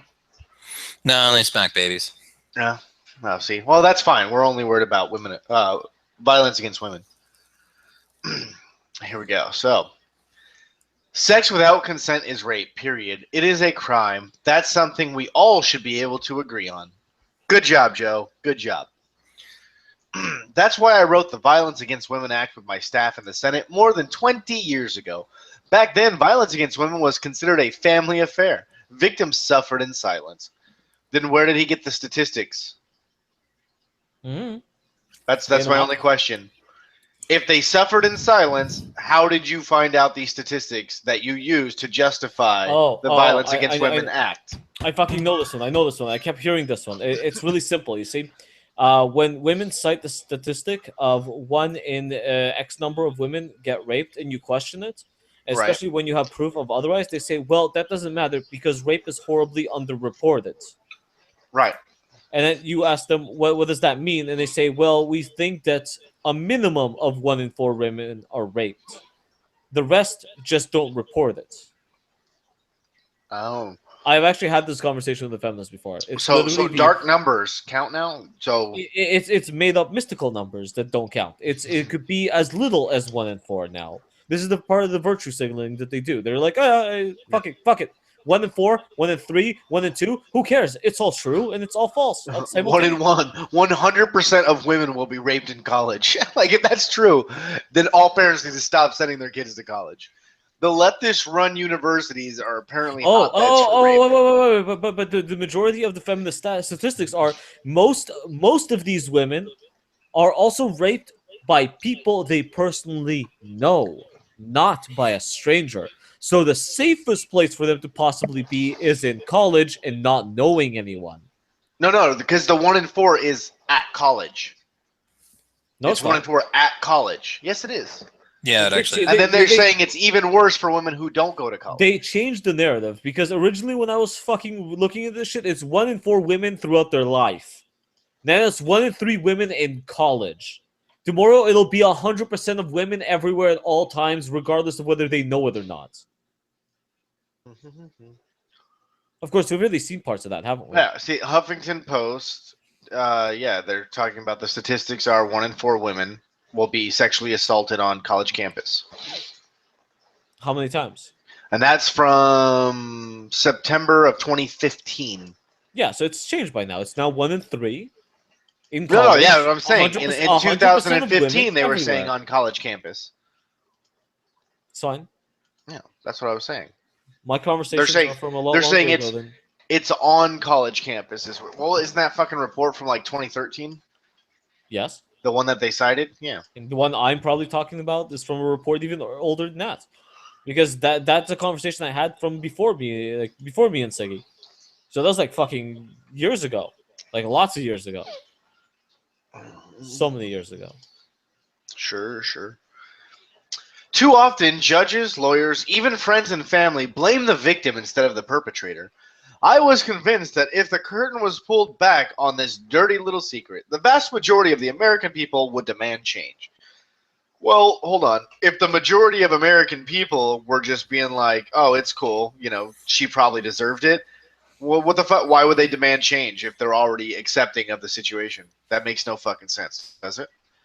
Am I missing something? Because that's basically what he was saying, right? Like, it's just this fucking... It's a family affair. That's just what people do. Okay.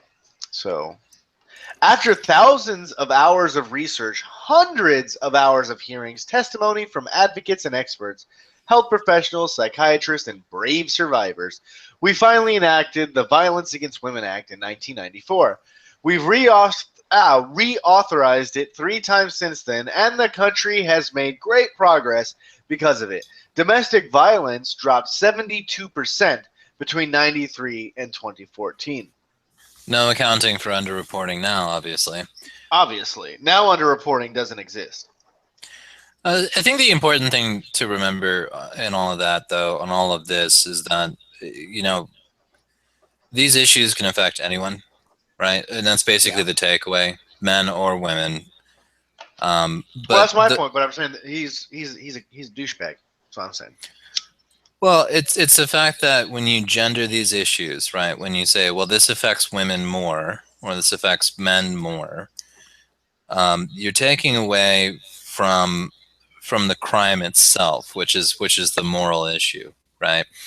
It's bad when it happens to anyone, and that's why you shouldn't take gendered approaches to these things. You should simply say, this is a deplorable thing. It's like murder, right? Because this is what domestic violence comes down to. It's who's getting killed, or who's unable to escape violence, right? It doesn't matter whether it's a woman or a man. They should still be able to, escape that sort of fate, if you will. Right. And by gendering it, by putting it as, like Vawa did, as well as using the Duluth model, you're gendering it. You're saying, well, this is something that women suffer from only. Well, not only that, but I wouldn't say that, but you're assuming the guilty party. Mm-hmm, that too. Because the men are removed, so no matter what, it's the man is the one who is arrested. Yeah. But I mean, what does the model say about lesbian couples? You just leave them be? I don't remember that being covered. Well, I don't think it was. Even though they make up what was it victimization prevalence of 43% for lesbians. That is a lot. Yeah, well, I mean, yeah, the lesbian violence problem is a big issue. Yeah. But I bet that's not covered in there. Nope, never is. And it also depends what you classify as violence. Well, abuse, I guess, domestic abuse. Oh no, you made some statement there earlier. Something Biden said Yeah. about consent, and the first thing that popped in my head is this redefinition of words. Right. Because that's such an ongoing debate these days. It's just like, what does consent even mean? Well, now they're starting to go with the narrative of informed consent. They're not calling it that, but basically is like, well, the guy gave me the wrong name, or he told me he made more money, or he lived in a nicer house, or he told me he was single. That's consent. Those are saying circumstances, that which is no rape. they did not have informed consent, therefore the consent was invalid, and therefore it's rape. That was the big upheaval in, was it Utah? I can't remember. The Mormon college. Or the fucking student, she was getting punitive action from the school for having sex because it's in their fucking, they have a morality clause for their students because it's a fucking Mormon college. And she had sex with a guy and then found out that he lied about his name and said he was single when he was actually married. So she went and fucking reported it as a rape, and then she ended up getting in trouble for it. Made a whole big fucking hoopla about it because they're like, oh, they're punishing the victim. It's like, well, she's not really a victim. Like, yeah, the guy lied. He's a douchebag. He's a piece of shit. But he didn't rape her. Right? Yeah, and see, this is the thing though, is that when you start loosening the definitions of words, right, You start. it takes away from the actual victims, right? Yeah. Well, that's the thing. And the same thing, like, how many fucking women have you dated or had sex with who have lied to you about this, that, or the other thing? Right? Kids, Of course. how many So- partners they've had, how much of the relationship they actually want to consent to. Well, always lying about the kids, right? All these single mothers running around always want to lie about it. But no, Always don't wanna use lie a about condom. it. It's okay. I have a kid. Yeah. Oh, I'm on birth control. It's fine. All the time. All these lies. All that's rape. I don't. Technically, Yeah, yes. that's the thing though, is that I don't think you should. I don't think that should enter into the legal argument at all. Well, I do not either. I don't either. That's my Shouldn't point. I'm on is I'm birth saying, control like, enter into the legal argument, especially when there's a child involved? if there's a child involved, yeah. Well, she says she's on birth control. You have sex with her. She comes back and goes, "Ta-da! I'm not on birth control. Here's your baby. Pay me." Well, for yeah, the but next that's 18 that's years." different than rape or domestic abuse. Well, no. If we're talking about lying to people while having, like, this is like a rape pregnancy, isn't it? She raped you under false pretenses, and then you No, had a we're kid. saying that's not rape, right? Me That's and Mycroft still have both not- agreed it is not rape. Yeah, that's still not rape. You're What still is it? agreeing to the sexual act. I mean, technically, you can Yeah. you can knock someone up under any pretense if you're having sex with them. I mean, Exactly. you can make an argument for maybe like legal paternal surrender. That's Right. That's what I thought. said. That's a different. That's a child custody issue, and that would be a legitimate thing to bring up then, but not. Oh, he raped me because he lied, or she raped me because she lied. Yeah. That's completely non-issue. Yeah, I'm not a big fan of loosening the definition of rape. Rape is forcible sex. Yeah. I mean, through physical force. What about coercion? And penetration.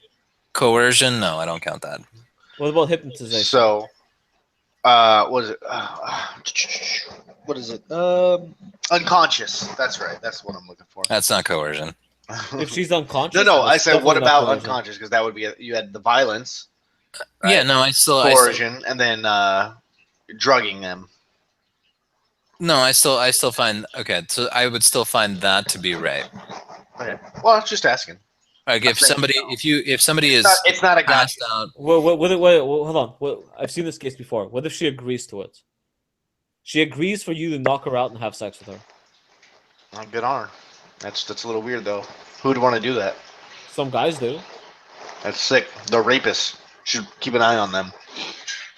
But they're in a relationship with a woman that lets them do it to her. Well, I mean, there's obviously you're setting it up so that there is obviously clear consent prior to the sexual act. You know, I mean, if there's when we're talking about somebody being passed out, it's like somebody goes to a party, gets drunk, passes out, is out cold, and someone is like, I could stick my dick in that, and fucks them. You know, like Okay, that's Right. Yeah. but we know there's an epidemic of people having sex with dead bodies in hospitals and mortuaries all over the country. Yeah, and that's what is it? Defiling a corpse. In some places. And in other places, it's improper handling of a corpse. In some places, just improper handling of biological material. okay. Well, that's a separate issue, but Yeah, it is. also concerning. Well, how far do we take it? If she's unconscious or dead? If she's dead, right? it's all. Well, It's, let it's me- a let whole me turn different that- thing. Let me turn that around on you. Do Sorry, you guys, think it's I'm getting okay? thoroughly drunk. No, it's fine. Do you think it's okay to sleep with a woman who's completely passed out? Do I think it's okay? Yeah. Is she okay with it? She's passed out. No. But again, my point no. was that if You came she to her lets passed you, out. You came to her passed Oh, out. absolutely She was not, passed then. out when you arrived. absolutely not. Why would I ever think that's okay? Just wondering. Exactly. Right. But I'm a normally relatively well-adjusted human being who Sure. understands the difference between, No, I just don't understand the question. Like, in what circumstance would it be okay? I mean, if we're talking, okay, so here's the gray area. Let's jump in the date. Right? No, well, No. Hold on. you guys Before said- I forget, here's the gray area. She's passed out when you start, but she dies before you finish. Necrophilia or rape? Wait. Go both. I don't think you took this far enough. You started out with her consenting, being perfectly okay with it. Throughout the event, Then she she ends up passing out, which you didn't notice and kept going. But you're a stallion, so you kept going, but didn't realize you're actually suffocating her, and then she dies. I think that would be considered murder by dick. Yeah. Well, Was you it manslaughter? You didn't I'm pretty actually sure that would kill go her. under manslaughter. You didn't actually kill her. She just the way she passed out, just suffocated her. You didn't like kill her with your dick in her mouth. You were having Well, sex she'd with have her to be butt, for drunk, and example. then if she's drunk, it depends where you are. That Well, would she's be just really have sleepy. sex with her at all. I don't know how. You know, honestly, I would leave that to the judge because What kind of disability would she have to have for that, though? Narcolepsy? Yeah, I guess. That's a thing that exists. Yeah, it is. It is. I don't know if you could suffocate from it, though. Yeah, see, involuntary manslaughter.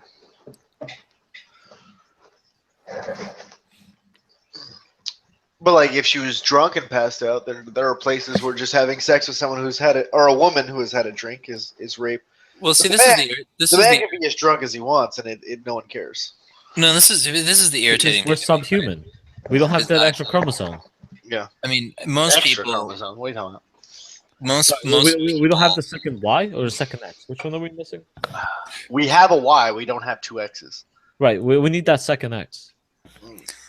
So what I'm saying though is that But I like most my dangly people- bits. Most people can tell what's a rape and what's not a rape, right? They clearly can't. We're having this discussion because of the gray areas. No. They can. It's just that when you start loosening the definitions of words, right? Right. Yeah. Rape used to be a very clear, descriptive thing that would result in lynch mobs, and it actually used to be carry a death sentence in this country. I don't know why we outlawed that, but now with them changing the definition of rape, it's kind of a good thing that they did. Maybe they could see the future and we're like, nope, we got to outlaw this death penalty for rape before this shit gets out of hand. Because that used to be a thing. And it's like the problem with porn, right? You'll know it when They- you see they- it. Yeah, exactly. Yeah. Exactly. So basically, you look at something and you're like, oh, that's definitely porn, or you see like a picture of like, I don't know, a painting of some Greek like goddess or something like that. Oh, well, that's not porn. That's just it's art. Right. You know, like There's people. a difference between a woman artfully wearing lingerie that's mostly not on her and someone getting deeply dicked in the butt from two different directions. Is there though? Is No, I there just wanted to really? leave that awkward silence because that was good. I wanted to look back on that. No, but point being is that people know what rape is. People know when you're violating someone, right? It's not that complicated. Yeah. But when you loosen the definition of words and then you inform people that this word means all of these other things, then people are sitting there like, wait, now I got to think about it. Now I got to think about it. When I grabbed that girl's butt at the bar, was that rape? Did I rape her? I You can't did. tell. You did.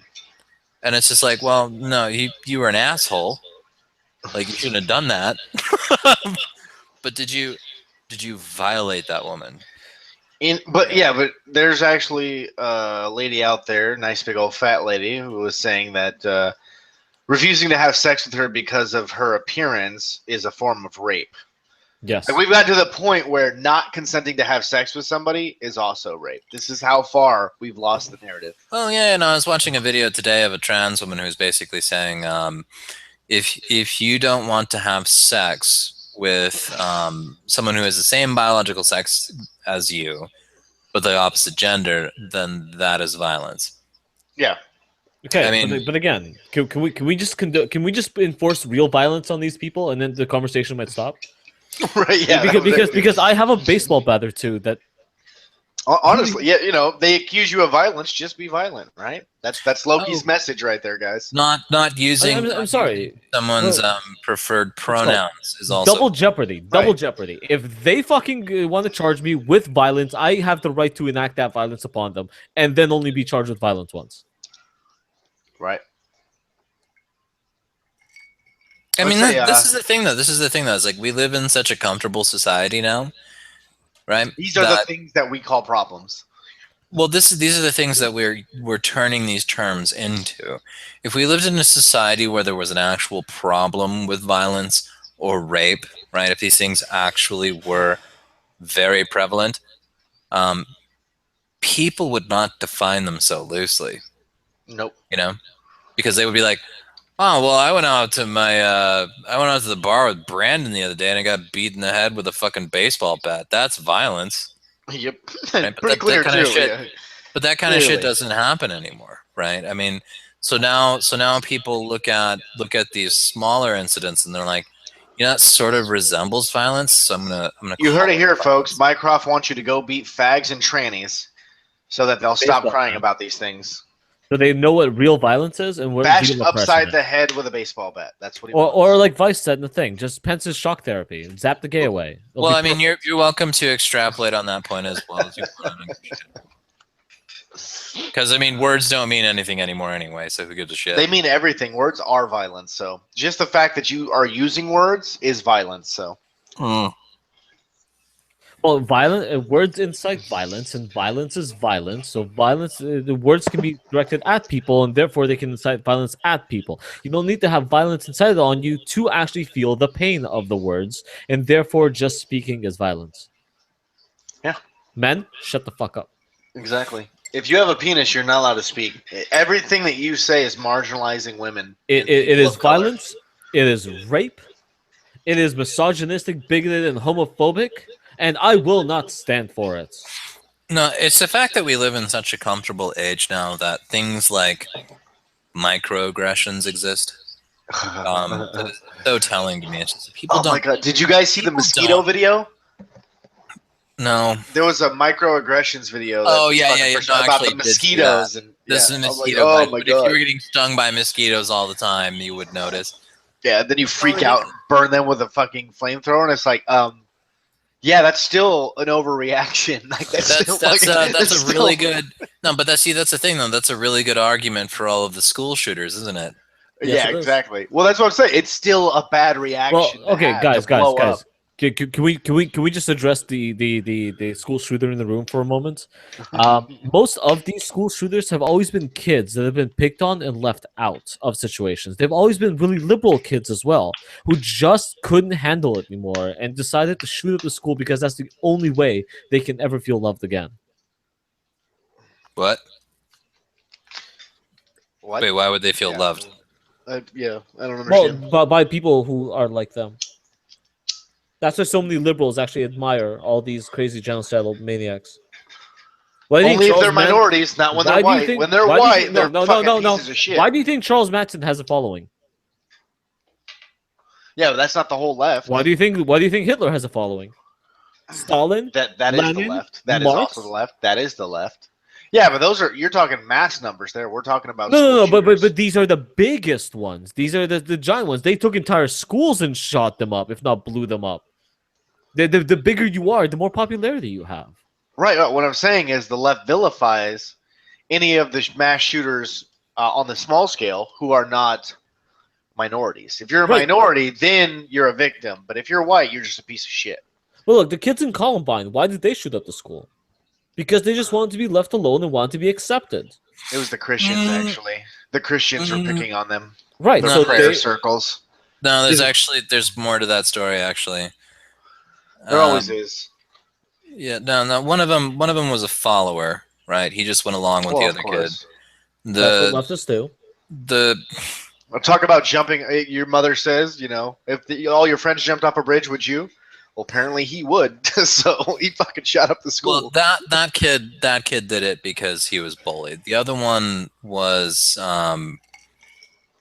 he was looking for some sort of like I don't want to say glorious death, but like he wanted to be immortalized basically, and that's the way that he decided to do it. They were both. Okay, what about the kid who felt marginalized in the recent school running overs? He didn't bother using a gun, but just no. These aren't. I'm not making a case for all school shooting. I'm just talking about Columbine here. No, the FBI profiled this kid after going through hours of. I was thinking of the Paducah shooting. I don't count this after. I was thinking the Paducah shooting. The Paducah shooting was all the Christians from the Fellowship of Christian Athletes were picking on him. So they went in there and shot up the fucking prayer circle. And then it was a violent attack against Christianity in this country. It was like, what about Sandy Hook? Kind of was, because you were fucking assholes. What was Sandy Hook? Just a crazy guy. There's 3. Wasn't there? Nope. Sandy Hook was one guy. Okay. Well, what was he doing it for? He's fucking crazy. He's just fucking pretty much. The dude was fucking off his rocker. He's fucking out there. Oh, I forget the guy's name now, yeah. Well, I guarantee you, even if he went to that school and he was picked on in that school, nobody he went to school with was in that fucking school. All right? Okay, no. That was also during the time of the bath salts. So you never really know what's happening. But as I say, it was like 20 years after he was that age. So. Yeah, I was like in elementary school, and he's like in the early 30s. No, it was his. He wasn't in his 30s. He wasn't. He was in his late 20s, wasn't he? He was like 27 or 28. If he was okay, maybe he was in his later 20s. But you guys are being like all fake news right now. I don't appreciate it. Okay, wait. What about the Canadian guy, the fucking brown guy that just went out and fucking started shooting people for no reason? It wasn't no reason. They definitely found him, and he just kept fucking going on about how like nobody loves him. He was 20. Oh, are you talking about fucking the Montreal school? Montreal. Oh, I don't fuck. What's Canada? No one cares. Shit, Sigyn, help me find it. No, I guess he was 20. Who am I thinking of? So many of them. How old was Omar Matif? Was he 28? Omar Matif. Omar Mateen.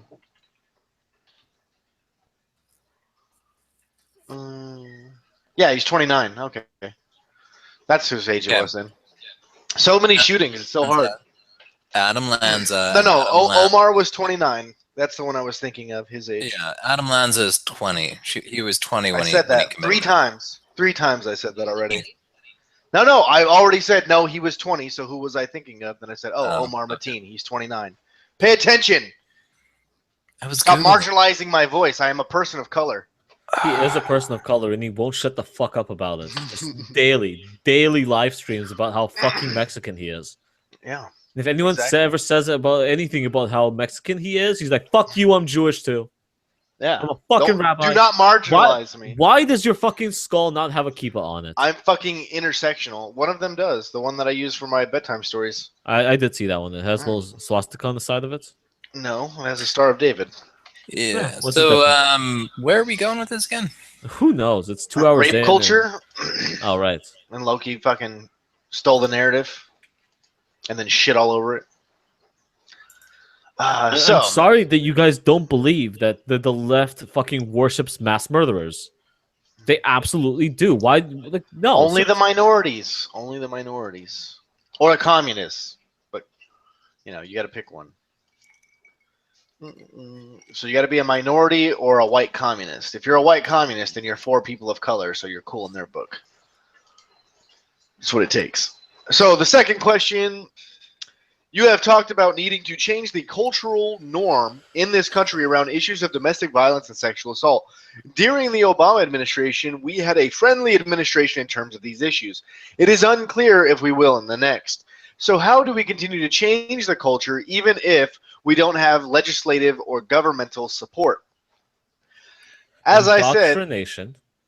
well, yeah, of course. Well, they'd have to have the government support for that, which they will in small governments. But conservatives did win an awful lot of states. So, but conservatives, for some reason, do not focus on education anymore.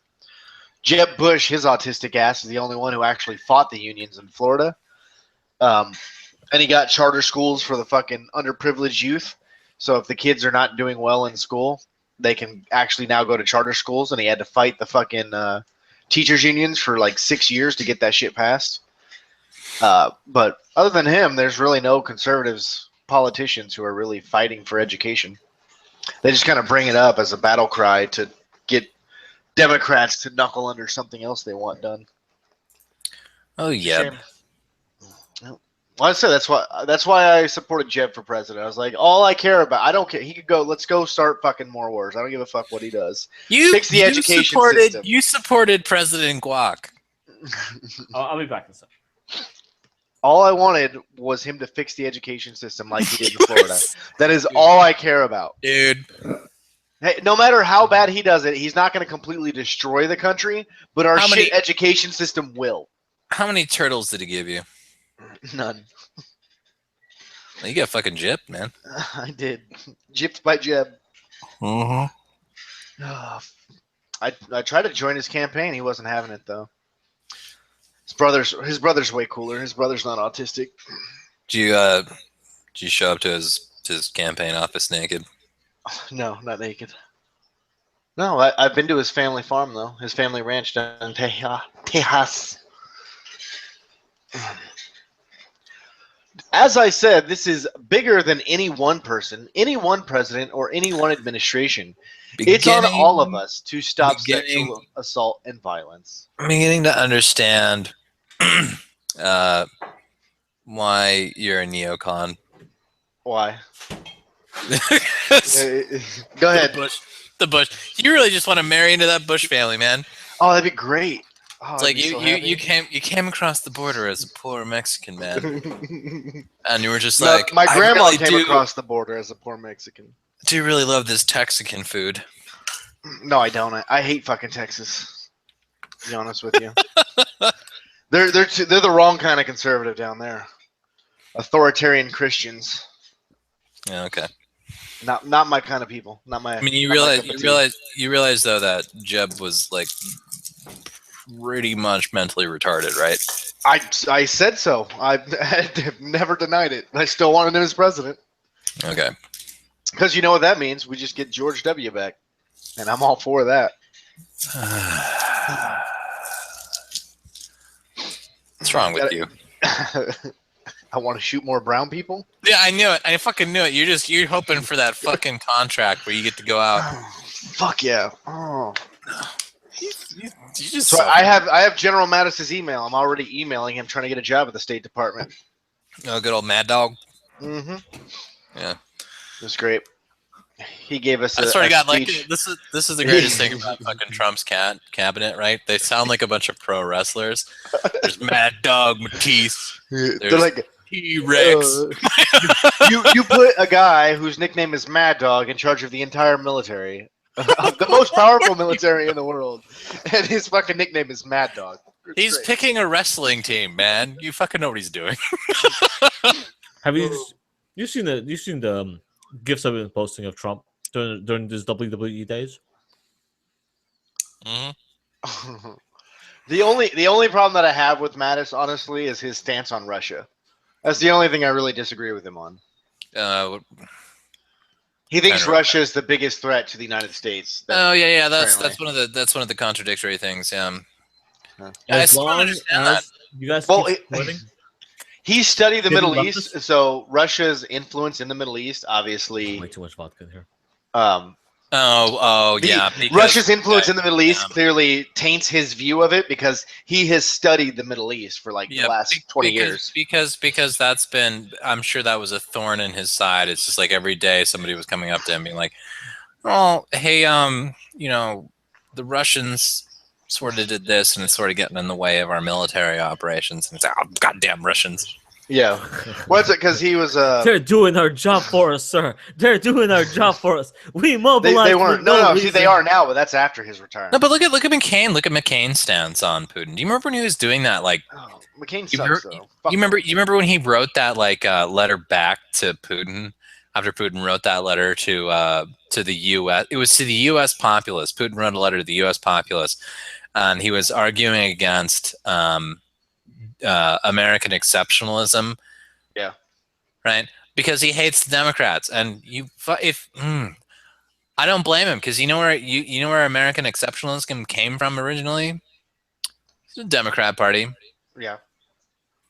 And that's the thing that he's against. He's against the the globalist elite version of the Democrat Party because the Jacksonian Democrats evolved into bourbon Democrats essentially, and the bourbon Democrats were shot down because they were shit. And then now we're back at this point where we have another version of globalist Democrats. They're basically like the Democrat version of your group of people, my sir, neocons. Yeah. But they're just shit at it. Well, yeah, that's the problem. Like the neocons are like, everybody should be free, yay, and the fucking globalists are like, within reason. Like we have the perfect type of freedom for them. This is the freedom they need. This is the thing, though. This is the thing, though.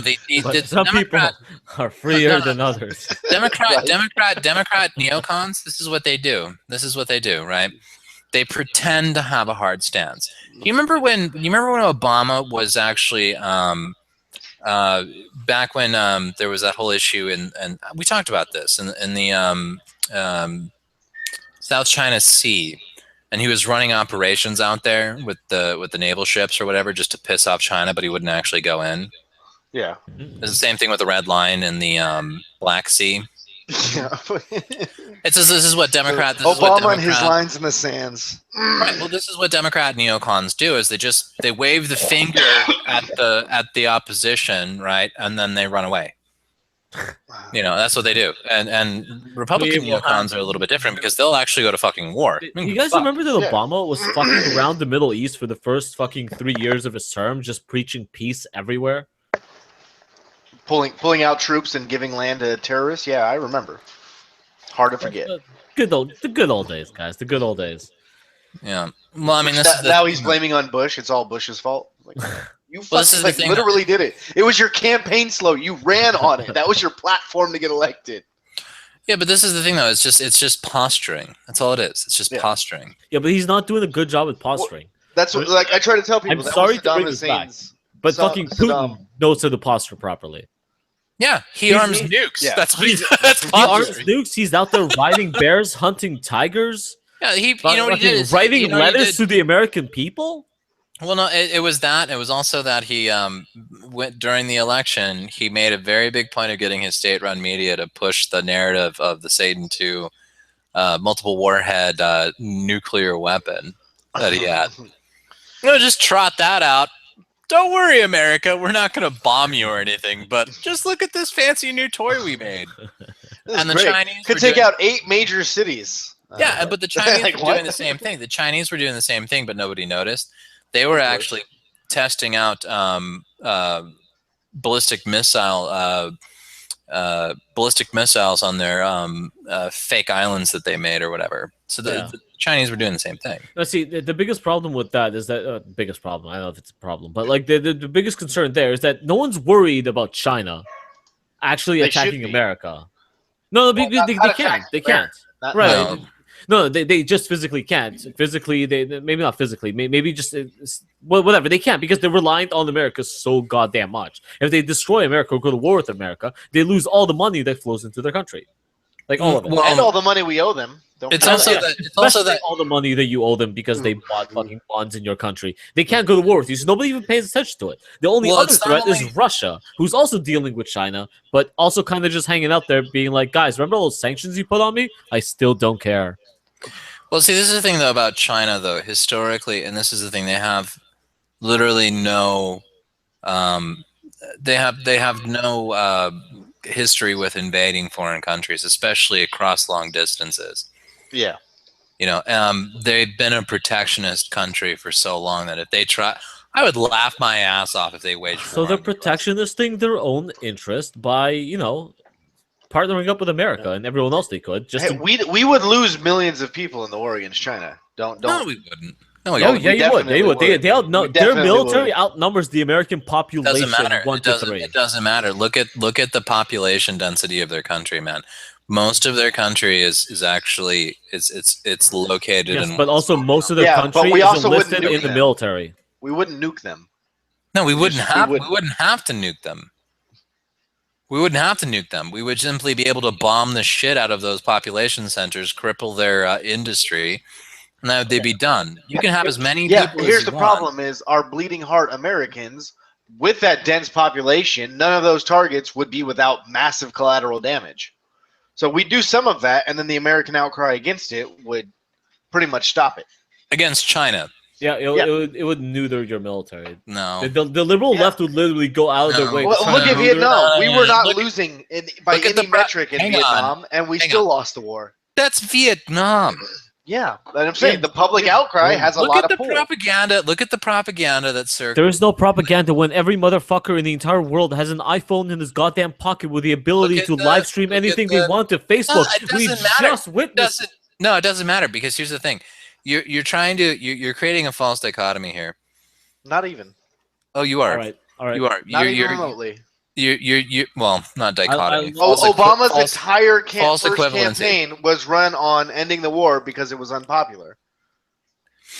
Okay, So unless we're now going to talking elect some about people- now you're making an equivalency between Afghanistan and Iraq and And China. Vietnam and China.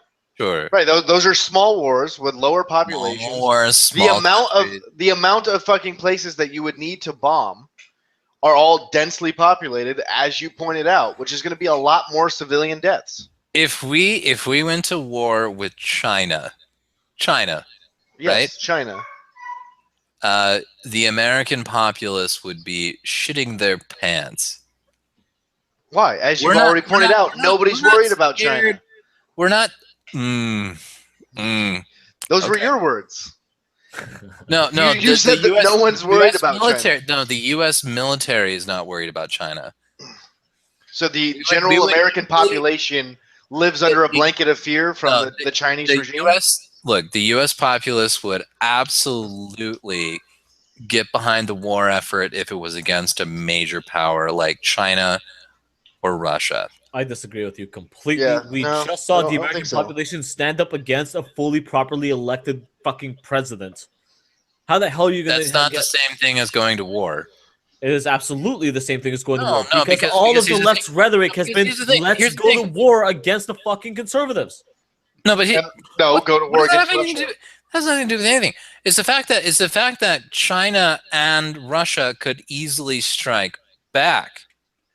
Right? What is Iraq Right, and but Hillary Afghanistan wanted do? to go to war with fucking Russia, which is what the military advisors were saying is exactly what she wanted to do. That would be the end result. There's no way around it. No, but then you're just And proving my they point still then. wanted that. That's the reason that Well, no, that's Russia. You said, what is the fear of China? No That's- one's I pushing think that's rhetoric of how partially- I think- horrible and dangerous Well, I think China that's partially is. what got Trump elected.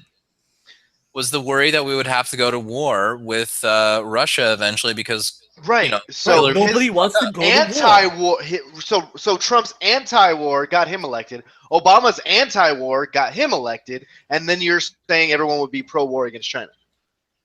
Yet you just said No, two no, no. They would presidents be. were elected for being No, no, no, no, anti-war. no, no, no, no, no. That's not what I said at all. I'm saying that if we got into a military conflict with like with Russia or China somehow, right? I'm saying just China, not Russia. Either I think the majority of Americans would be on board with Russia, but not with China. I don't think Russia will let America go to war with China without siding with China instantly and joining that war effort.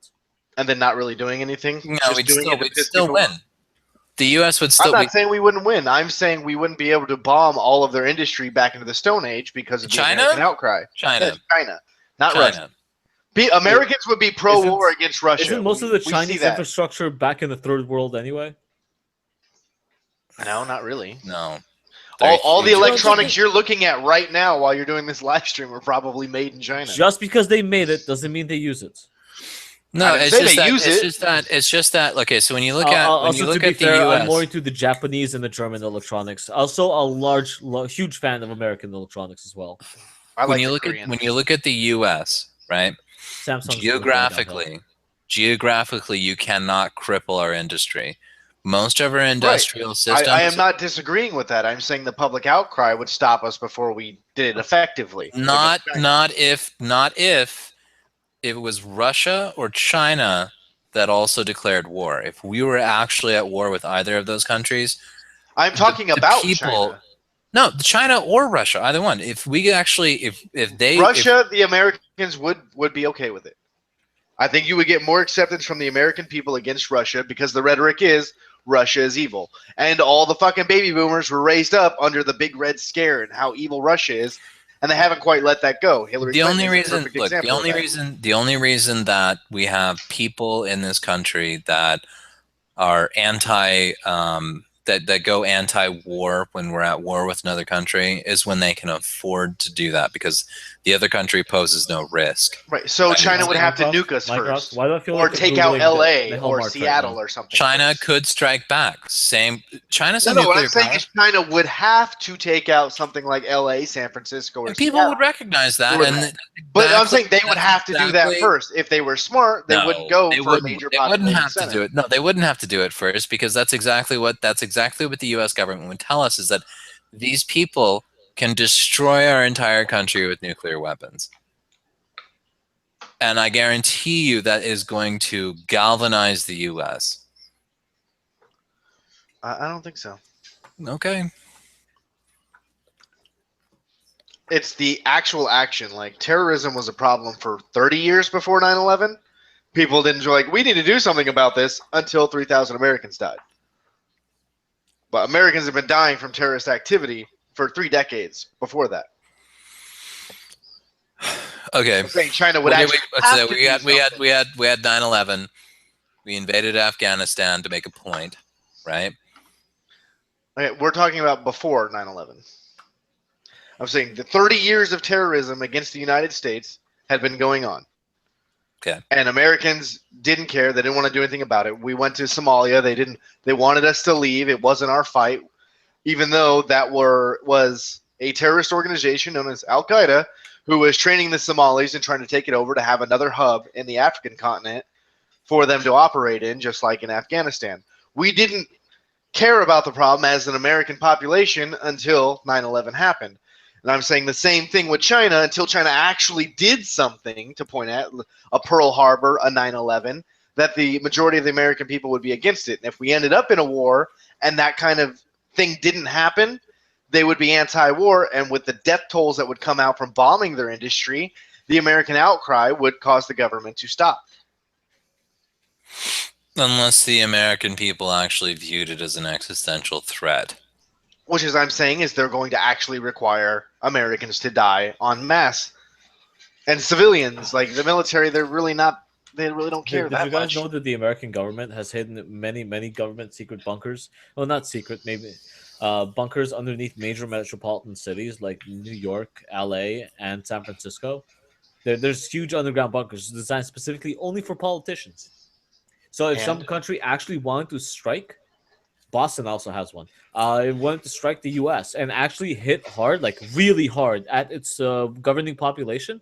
they would have to fucking hit a major metropolitan area. Otherwise, they would just be fucking shooting blanks out into the country. Okay. I was saying they would go after the military infrastructure, right? The capital, like taking out the like if they were to, let's say, bomb the White House, the Pentagon, and the other things that fucking Yeah, but the president Al doesn't Qaeda hang was out trying to in the take White out. House. No, I was saying those would be symbolic things that would get the Americans without a lot of loss of life, or they'd have to take out a major city. Okay, but We isn't like the wouldn't White House need- surrounded by anti-air fucking turrets all over the place to try and protect it from missiles and fucking airplanes? We wouldn't Yeah, I'm need. not saying we that those wouldn't things don't necess- exist. They're not. We the don't. point. No, but here's the thing: we don't necessarily need another Pearl Harbor to motivate the American populace into a war. I'm not saying into the war. I'm saying to take out the infrastructure of China, which would be our best bet to not lose millions upon millions of service members and have to institute a draft to fight China.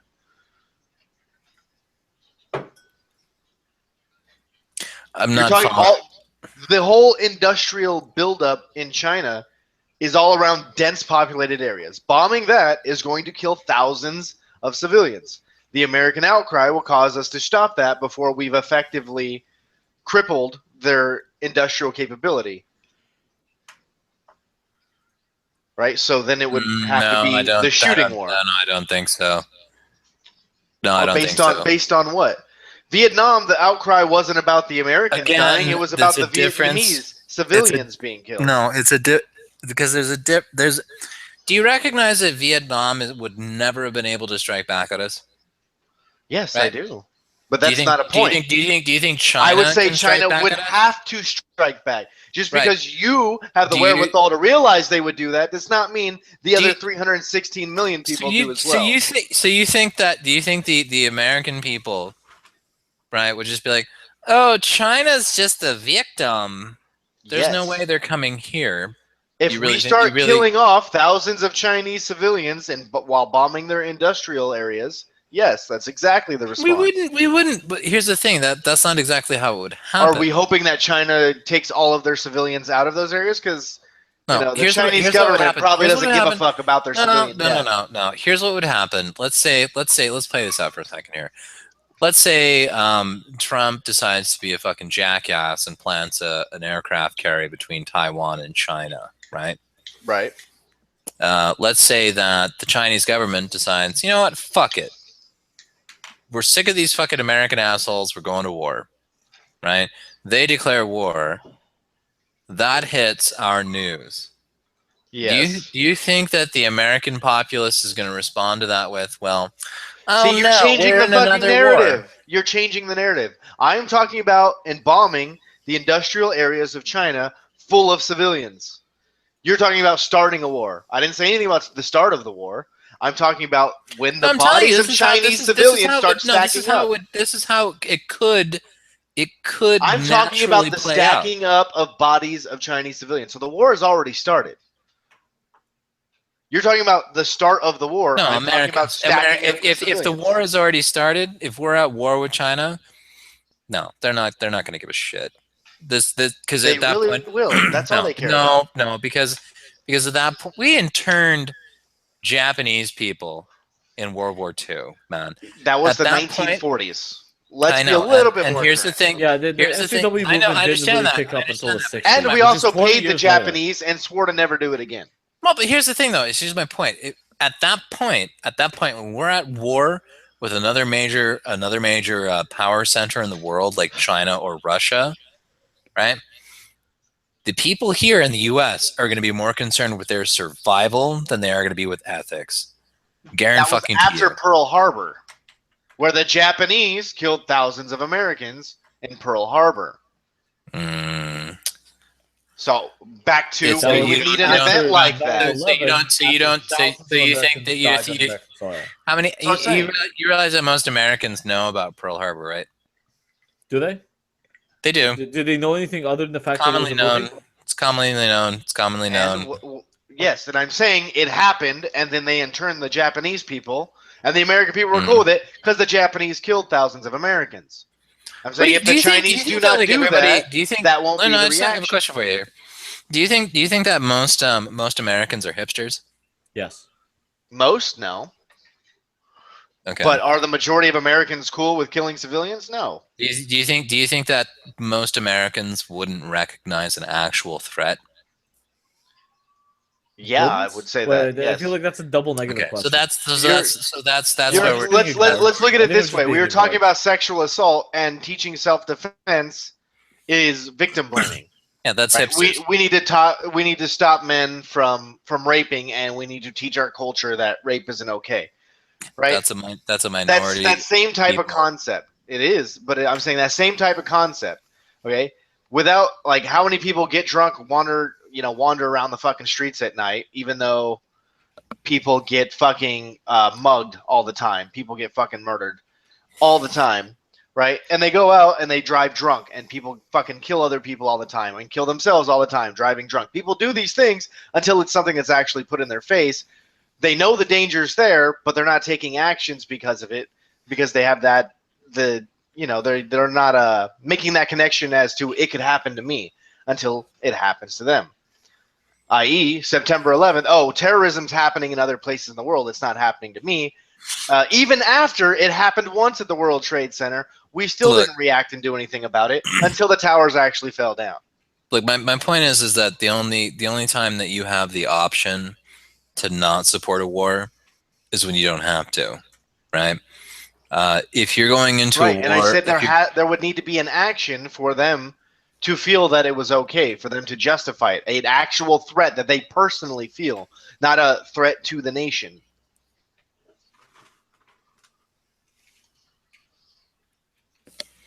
all right, well, we're just gonna have to disagree on that. The history bears it out. Because The even when you brought up your 200, example of interring Japanese, that was on the back of Pearl Harbor. 200 years, the 200 years worth of history that the U.S. has, and the one attack that it sustained is what you're using. What one attack? Pearl Harbor? Yeah. What was the justification for entering Vietnam? This is a French treaty. What was the justification? It was also the second Vietnam War, technically. What was the justification? It was because we had a treaty with the French, and we needed to enter that war.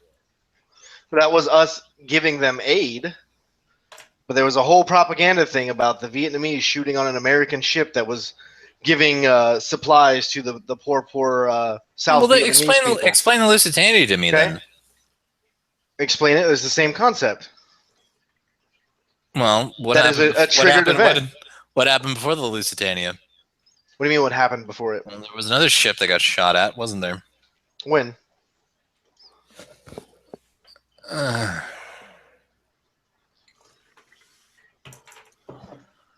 Look, I'm not saying that. No, I'm saying every time we've entered a war, there's been some triggering event, right? Like even the American Revolution, we had the shot heard around the world, right? That's this thing. The British are just shooting on the poor American people. We have to stand up for it. Vietnam, it was the North Vietnamese were being aggressive and shooting at humanitarian aid ships, which isn't even actually what really happened. The Americans were shooting at like unoccupied land around them, and they returned fire. And they're like, oh, they're shooting at us, right? We had Pearl Harbor. We had, was it the Lusitania? What the fuck is the one? The Alamo, remember that? There was that other ship, the fucking Spanish-American War. Mm-hmm. What was that? There's 9/11. And I'm saying these are events, and then they justify it. But when you look at, like, the protracted war in Iraq, like, oh, we have no reason to be there. Weapons of mass destruction. We were already in the war. He was going on the back of 9/11 to get us into Iraq. Really, it was the defense of Kuwait that got us in the first time, and people kind of lost interest in it fairly quickly.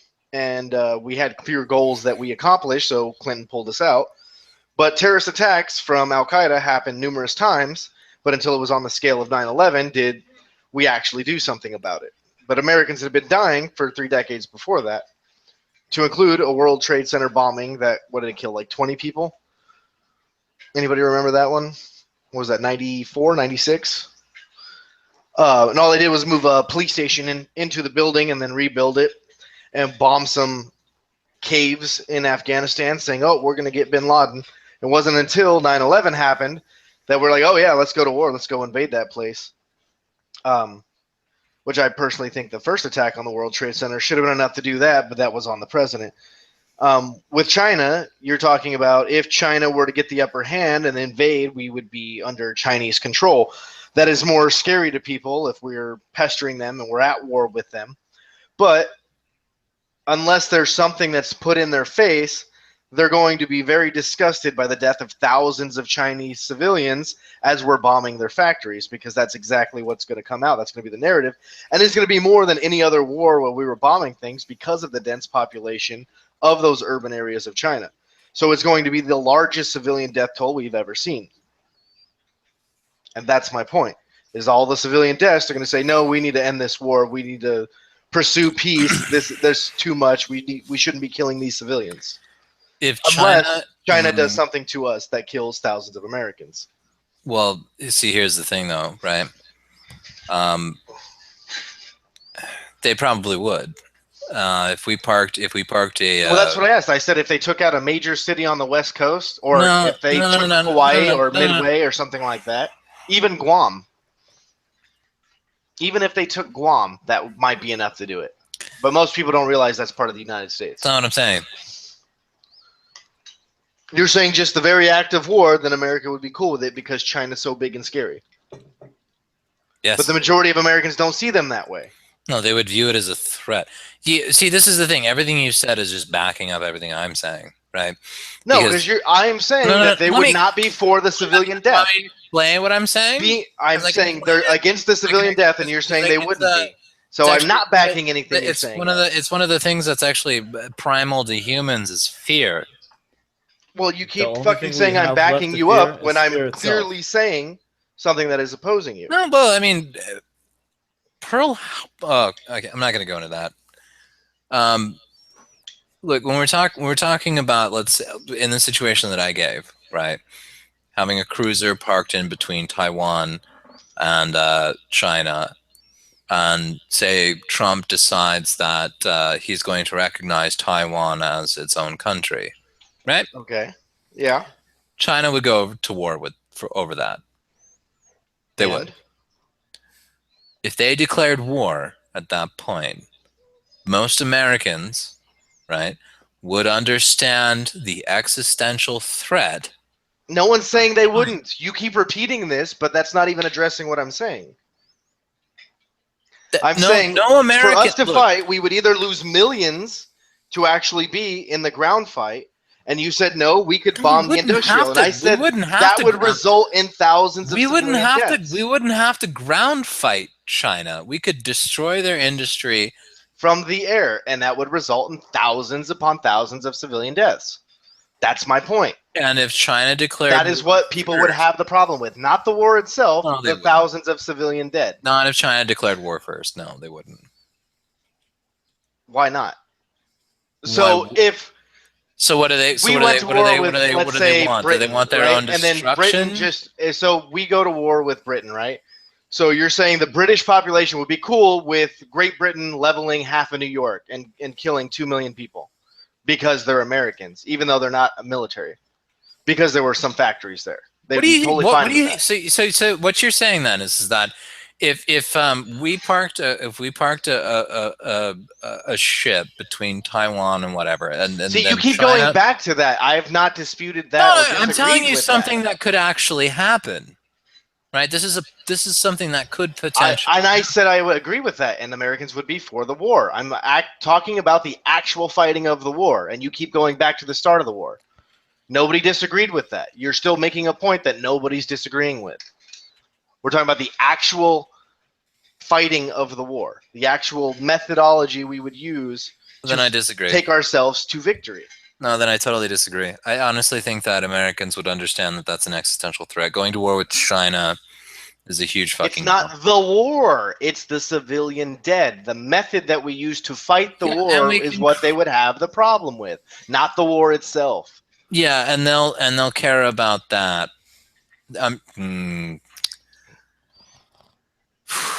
That's what I said. Do you So think what do you- so the what's- British I'm sorry, population would what's be your- okay no, with hang killing on. millions of Hang on, fucking No, American civilians? don't go because off on we're at a some war? random tangent about It's not some random. It's the same hypothetical exact war. thing. I just changed. No, the let's country. use the China example. I here, literally bud. changed the countries. That's all I did. China Don't care. died. I don't know why you have to change the countries.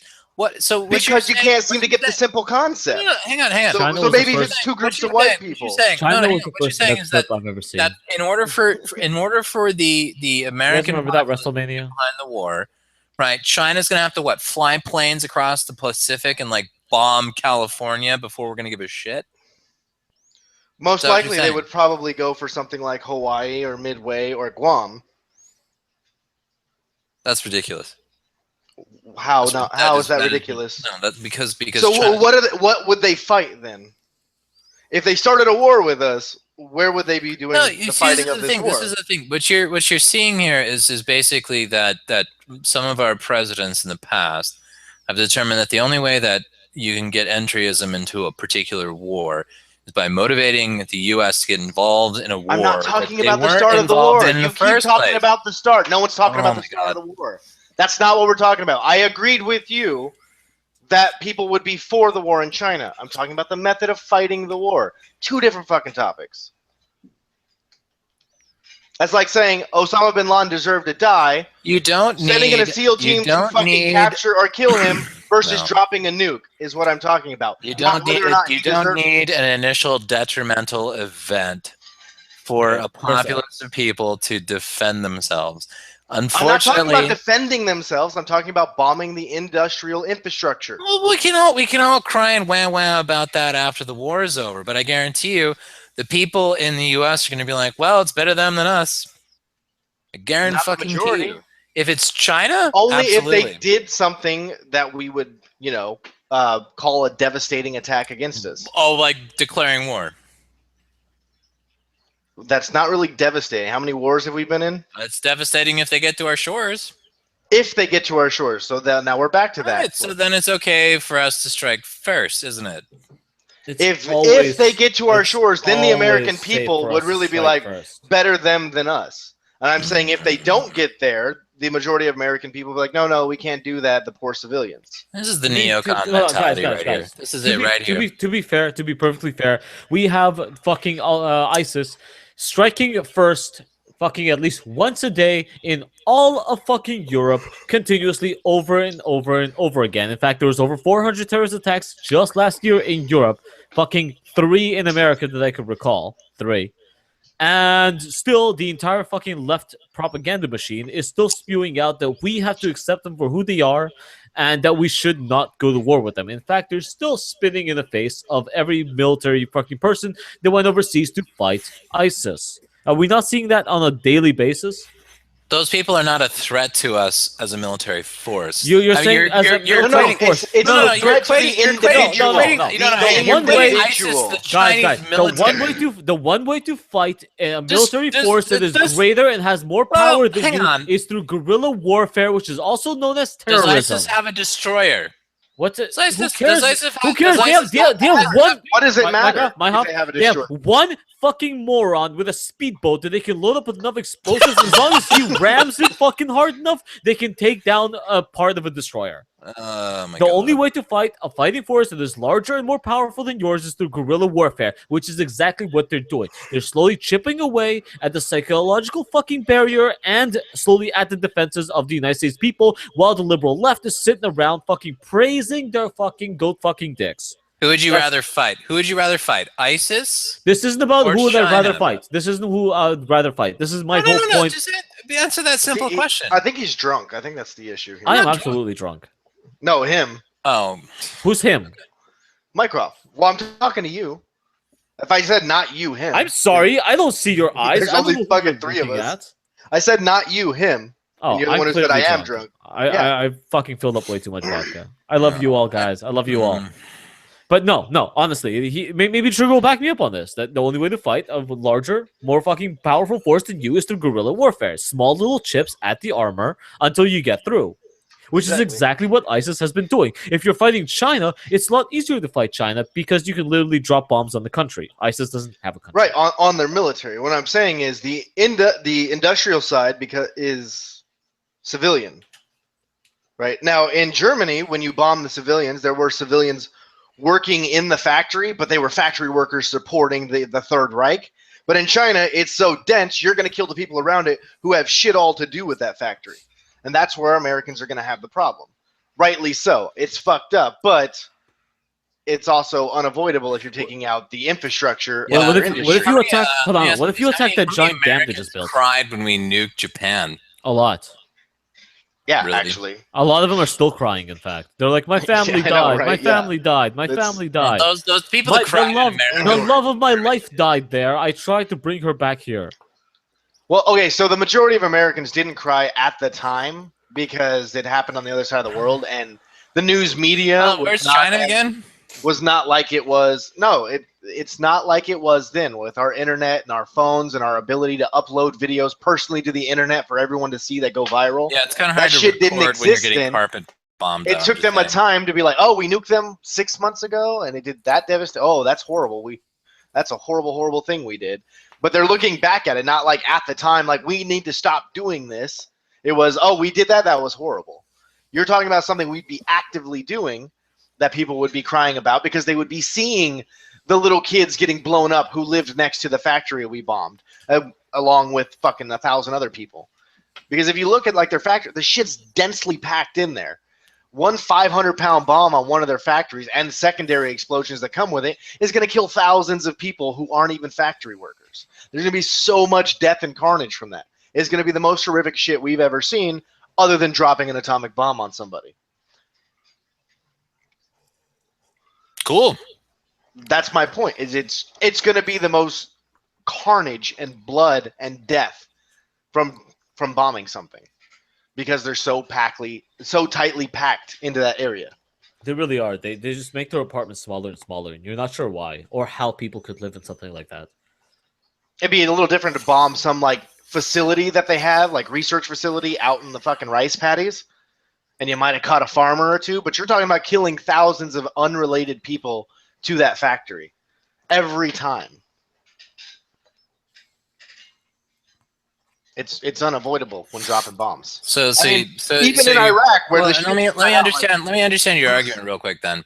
So let's say my situation plays out, right? Right. And China declares war on the U.S. The only way that we're actually going to fight back. I'm not saying fighting back. I'm saying fighting back the way you said of crippling their infrastructure. The only way that we're going to actually do that is that if American citizens die. Yeah. Okay. There would have to be something that the entire American people would look at and say, that's horrific. Well, it doesn't even really have to be horrific because Pearl Harbor was a military strike on a military base. They killed thousands of people, but that was Hawaii. That's part of the United States. That's home. That's never happened before, and that's enough. If they were able to drop bombs on LA or San Francisco, which both have multiple military bases in the area, Seattle does as well, that would be something that would do that. They would have to reach out and touch us at home in some way. I don't know. I don't think I agree with that. Honestly, I think that if China declared war on us, I think the Congress would immediately approve the budget. Congress, yes. I'm talking about the American population and their outcry against our actions. No, they can outcry all they want. It influences our behavior. Our policies in Iraq changed because the Americans turned against the war in Iraq. We started changing our fucking things that we were doing. Iraq can't strike back, my dude. No, what I'm saying is the American outcry directly influenced we never actually policies. We actually never got congressional budget for that either. Guys, what? Do you remember when Saddam Hussein built that giant railgun to shoot his astronauts to the moon, and then the Americans put sanctions on him because they thought he was going to use it as a cross-continental weapon? Sounds right. It sounds ridiculous. If you guys don't believe me, but absolutely, he built a giant railgun on the side of a mountain. And he was going to shoot astronauts into space for his space program, but America said, no, this can be used as a cross-continental weapon to launch, also to launch satellites into space to arm nukes, but that was a whole different thing. So the remains of it are still there. It's just this giant pipe on the side of a mountain. It's kind of cool. But my point wasn't Iraq could strike back. It was that the American outcry against the horrors of what was going on there directly influenced the everyday ground troop who was in Iraq. Policies were passed down from the White House all the way down to the lowest level guy on the ground in Iraq that he now had to follow, that required him to be shot at actively by an enemy, right? So he would actually have to shoot at you. You could see a guy with a gun and be like, that guy's moving into a position to shoot at me. I'm going to shoot at him like you would in a normal war. He actually had to shoot at you, and you had to be sure he was shooting at you and not at somebody else who was not an American. Congressional budget ever passed for Afghanistan or Iraq? And what does that have to do with the way No, you conduct I'm the asking war? you, did it get passed? I don't know. No, I'm pretty sure it was a police action, wasn't it? What's your point?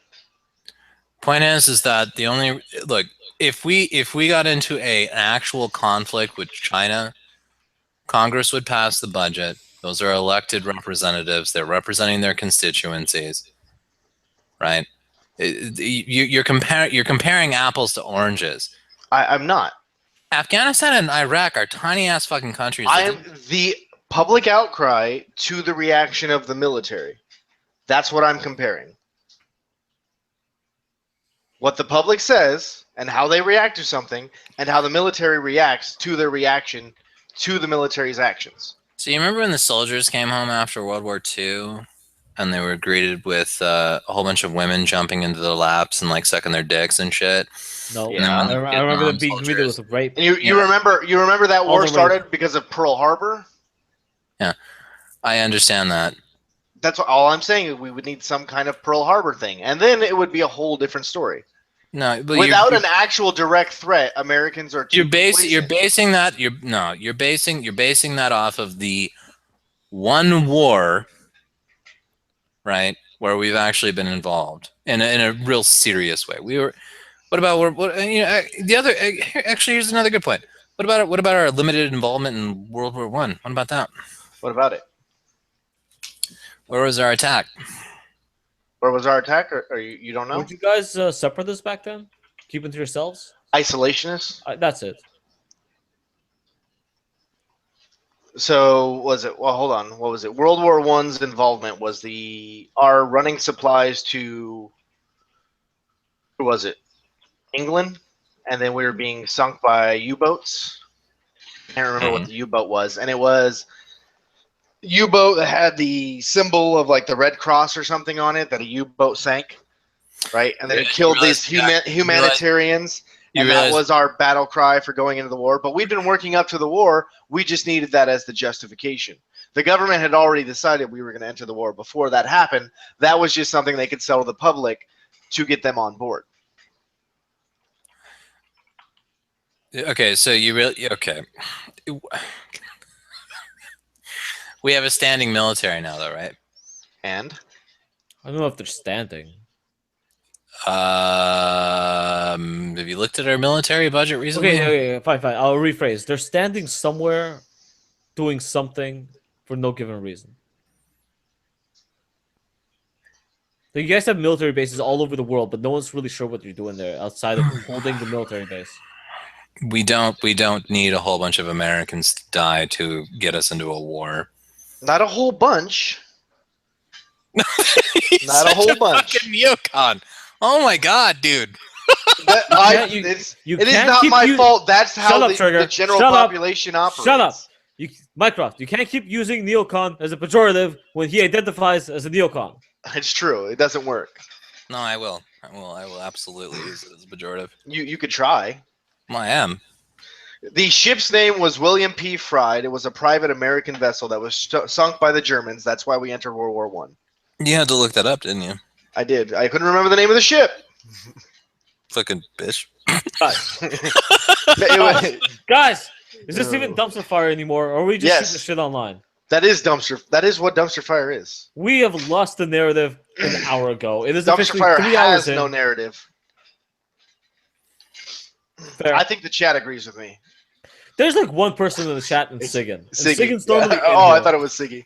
It's Vice and Siggy. Oh. That's it. Oh, see. It's just 5 people watching, but I haven't heard a fucking word from Right. anyone else. Here's the thing, Mycroft. I don't think it's like my position. I don't think it's a bad thing for the American people to be against the death of thousands of people on the other side of the world at the hands of our military. That's a good position for the American people to be in. Saying, but in order to remove, it would be a necessary evil that we would have to do to fight China because China is so massive. But you just tell them China's big and scary with no example to point to fucking create the public outcry, then it's going to fall on deaf ears. And they're just going to see the viral videos of thousands of Japanese people blown to bits and the crying family members holding up parts. I mean, the Japanese people have said. Oh, I'm sorry. I said Chinese, didn't I? No, you said Japanese. Oh, well, actually, there would be a lot of Japanese dead. We might because as of well the just major get rid of them American- while we're at it, to be honest Yeah. with you. Well, actually, if China started a war with us, the places they would strike would be South Korea, Okinawa, which is Japan, and not Guam. I don't know. We have another base somewhere. Yeah, it is Guam, actually.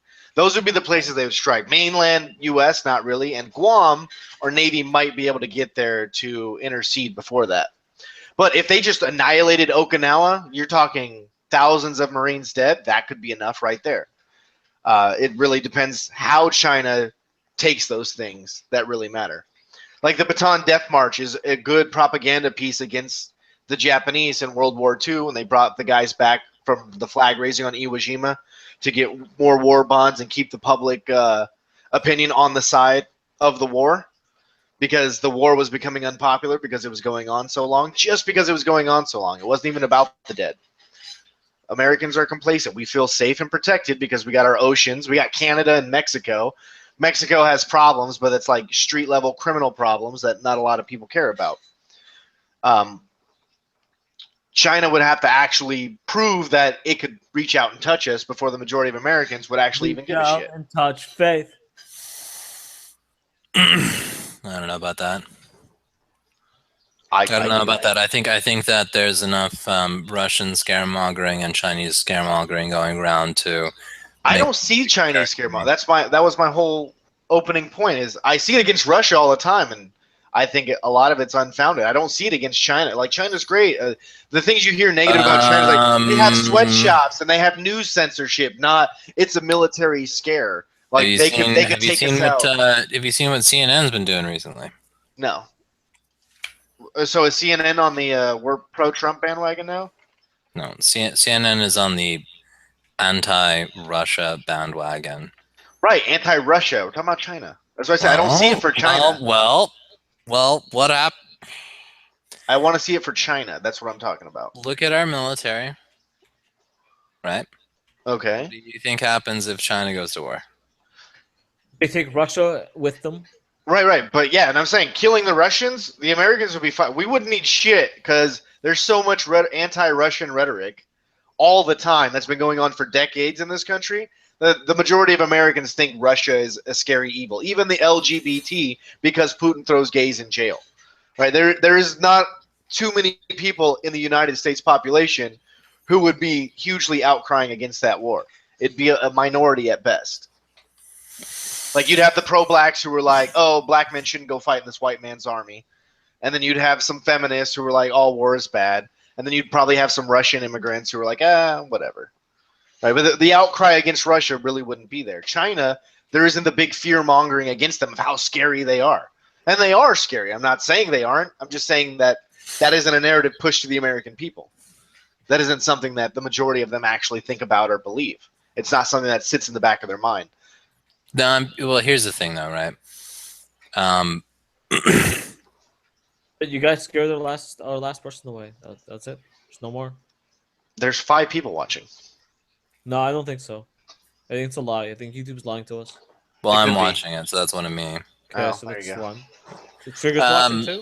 No, here's my point. Here's my point, though, right? So there's 4 people watching. That's us. And then Jen. I don't know if Jen's still here. I think Jen left a while ago. Okay, what? Go ahead. Go ahead. See, What were you 4 saying? people. That is just us now. Yeah. No, I've totally lost the plot now. Sorry, I was Okay. train of thought was gone. I was saying China is big and scary, but the majority of Americans don't feel that way. See, Jen is here, so it is lying to you. There's more than that. No, I don't think that. I think you could easily drum up enough scare. If you had an event, and it No, I doesn't don't have think to you be. need an event. I don't think you need an event. Like We've World managed to War keep the One was Cold the War. of one civilian ship, right? We've managed to keep the civilian Cold War going for how long? Yeah, but that's the Cold War. We weren't actually fighting anybody. The wars that we had inside the Cold War all had to have their own little narratives. How many people in this country do you think are terrified of Russia right now? Terrified? Not a lot. Well, I mean, probably a couple million, but we have over 300 million people in the country. But to drum up everybody else to being scared wouldn't take much because there's constantly anti-Russia rhetoric. Well, it's always that, you know what I mean? Like it's not even flipping a switch; it's just turning up the volume. People are pretty well controlled by the media, aren't they? Right.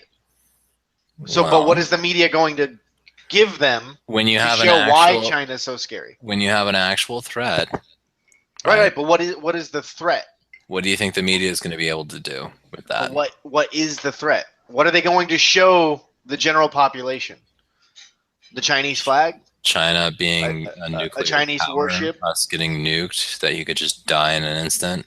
So they're going to make up like it's the same thing fake that happened videos in the Cold of War, what ifs? which didn't actually have any sort of attacks, but everyone was terrified. Right, but we didn't go to war with Russia. We didn't have to. We were teaching all of our kids to hide under their desks. We would have gone to war. We would have gone to war. What I'm saying is, you had to teach your kids to hide under the desk and all these things. Okay, first of all, you guys didn't go to war with Russia. All that shit was everywhere. Russian fucking ideology, which at the time was communism. Right. Because it was more than just Russia. It was China. It was Cuba. It was God knows who else. Yeah, Italy. but they never really talked about China. Germany, France, Germany, East Germany.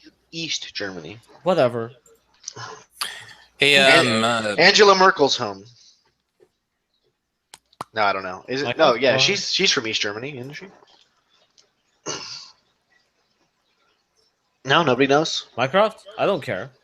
I think he passed out.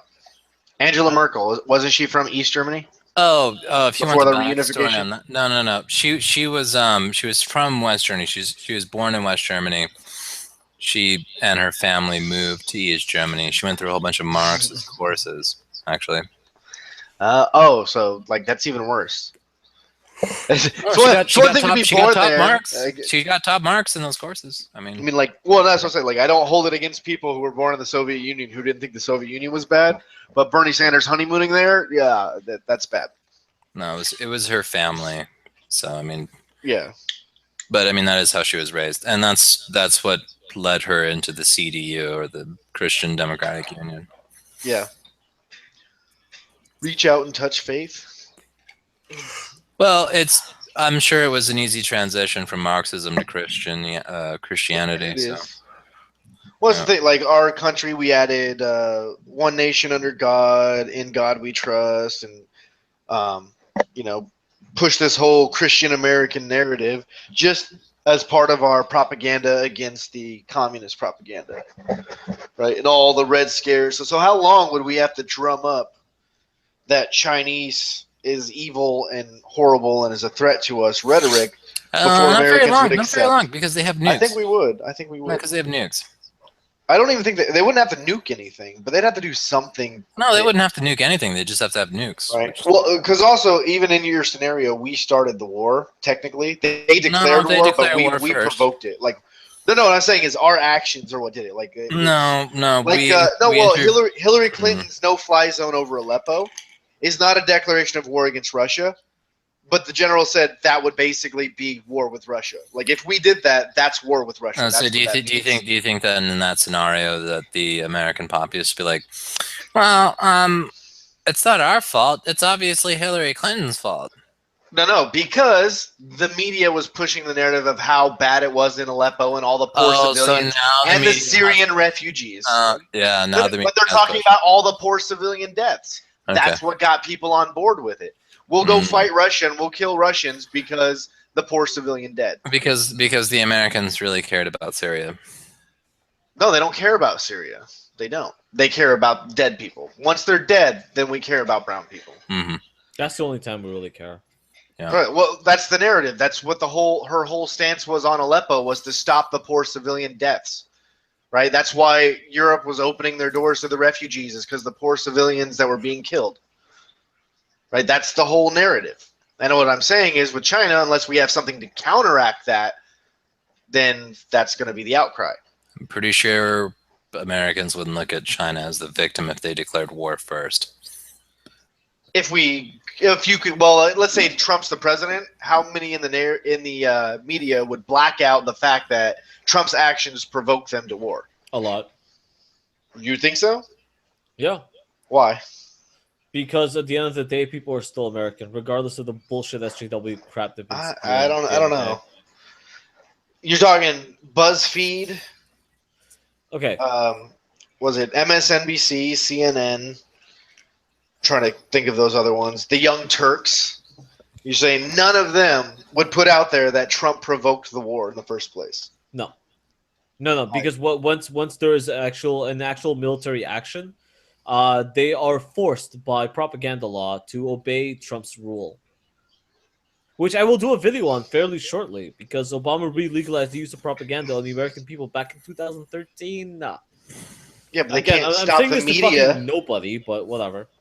Yeah, but they can't stop the fucking coverage. Absolutely, sure they can. No, it'd have to come from the media organizations themselves. Like, oh yeah, let's not cover this. Yeah. Yeah, I don't think they would do that. Sure. Not for Trump. I don't think it matters. Maybe for Obama. If Obama had is done the that, yeah. See, look, there's a viewer. Where? He wants you to sub back. I sub back to him. Okay.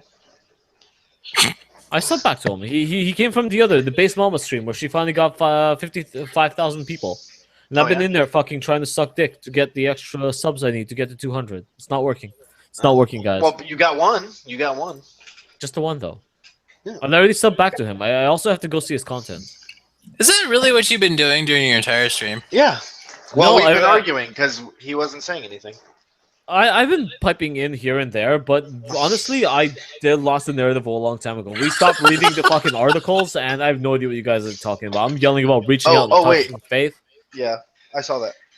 I was going to say, Mycroft, I can't believe you're so nihilistic that you think the majority of American people would be okay with the deaths of tens of thousands of people just because they're from China. Since you want to use neocon as a in safeguarding American lives, absolutely. That's the entire reason any nation goes to war. That's horrible. That's horrible. To kill civilians? Yeah. To kill civilians? Yeah. No. It's horrible. Okay. All right. Well. All right, bud. Well, it's one thing to bomb 10,000 Chinese troops in mass. We're not. The point of bombing industrial centers is not. Right. It's the point of bombing industrial centers is not to kill civilians. But what I'm saying is, so many of them would have to die. No, because that's what you have to do to stop the war. Right, but I'm saying in no place where we've ever bombed their industrial areas has it been so densely packed with civilians. Like residential areas are just completely in there. That's not our fault. That's the. I know it's not our fault. I'm not saying it is, and I'm saying that the death and carnage from the videos that you're going to see coming out is going to cause the public outcry because it's going to play on their heartstrings. I completely understand that it would be a necessary evil. Right? I've actually, had the experience. I understand it. The bad shit's going to happen. There's no way around it. I'm saying the public outcry of seeing what the carnage is as the result of that, just because of the way that the demographics are, the way that the population is so densely packed around their industrial areas. So you don't think that they would include that in the narrative? Just be like, look, I don't think it would matter too much because they would be like, well, if we can't avoid killing 10,000 people every time we drop a bomb on a factory, then we need to do better. Because we got some big ass bomb. We dropped a 1,000-pound bomb. That leaves a huge ass hole. It's a ton. And as dense as China is, yeah, that's gonna be real horrific. We drop a ton, they lose a ton. They'd lose a lot more than a ton. It's so dense and shittily built. And what was that? That fucking Chinese factory that blew up and it took out like fucking 4 blocks. Who knows what kind of shit, what kind of secondary explosions would happen? We could end up killing like 500,000 people with one fucking bomb by accident. And then they would Accidentally be like, jar a bunch of shitloads. could you imagine what the Chinese propaganda if that happened? If we killed 500,000 people with one bomb? America used satellite space weapons to Plus, how destroy much the of the media Chinese does China infrastructure. own in the U.S.? Not a lot, actually. Oh, I thought that's what I thought that was their thing that they've been doing over the last year was buying media. Surprisingly, no. Hmm. What's been happening is they've been able to influence American media more and more Yeah, because I because remember that they were talking about that with Iron Man 3 because they had to change the fucking the no, Mandarin. it's not just Iron Man 3. It's fucking Iron Well, Man. that It's was Doctor the big Strange. thing. It's Yeah. fucking it's all the Avengers movies, pretty much all of them. In fact, most of what's the idiot's name? Michael Bay. Most of what Michael Bay does is actually change around the fucking movies to appeal to Chinese audiences and Asian audiences. It's because he's so It's big. Because he blows shit up. People are like, hell yeah. no, it's because he's so big and he just blows shit up without any actual content. So people don't actually have to understand the cultural relevance of any part of his movies, except as Yeah, semi-racist robots, which the Chinese are perfectly fine with semi-racist robots. They Yeah. already look down on black people. Exactly. They're like, ha ha ha, black robot. Well, let's Sorry, say I guys. thought there was like all this That was kind fucking of racist, guys. I'm really sorry. shit people were I'll go saying whip that myself in the China was corner after a taking few over our minutes. media. Could have been fear mongering from the dirty conservatives. So nobody cares. Oh, they're Ice also cream. talking about Yeah, Iron they're Man. apparently. They're also talking about Iron Man 3, so it's good. Yeah. Yeah. I don't know. What are we doing? I had four How more many- articles, but we didn't Like even talk 4 about more? the. Fucking Yeah, 4 more. It's we 3 didn't even hours in. talk about the fucking Donald Guys, Trump hires this prostitutes to is pee in what the bed. happens. This is what happens when Sigyn isn't here. You guys go off on war rampages. I want to go on a war rampage. Okay, so just link the article somewhere below, and I I guess we gave can them to go. you. I don't know which ones we read. What did we read? Like 2? Well, nevertheless, you just put them all in there, and then when they get to the end, they'll be like, "Oh, guess those last ones." I don't know. Mycroft, do you have the power? Do you have the social power to get us into a much more fun live stream where we can yell at other people while drunk, What? not each other? Why is that my job? Because you're the social entrepreneur. I thought you said I'm a neocon, base- so I thought have you no said- friends. I said base mama's thing was over. But she's doing a post-based Mama's live stream, but she got 50. Do you wanna go in there?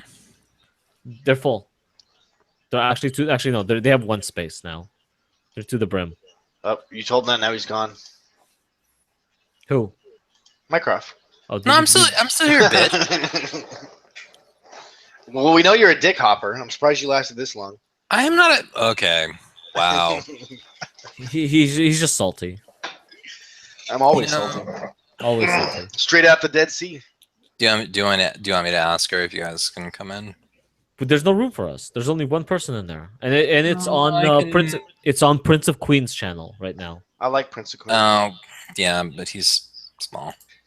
Yeah. He's 171 subs, which is 6,071 people more than me. 6,171 people. Yes. So he's bigger than Based Mama, but That's a lot of people in there. a lot more people than me. Let's just say that. Like, what do we have? Like, fucking 3 people watching? That's it. Everyone's gone. Fucking everyone's gone. Oh, Sigyn I'm went gone, to- so I'm not one of those 3. What do you want me to do? Nothing. I just said if you guys want to keep yelling at each other, there's no point of this being Dumpsterfire any longer. I've warned Trigger about taking this thing for longer than fucking 3 hours. You warned me. I warned you. You warned me. Yes, because fucking people are going to fucking leave and not give a shit after 3 hours. Yeah. What- So Did you end the hangout or is this still going on? It's still going on.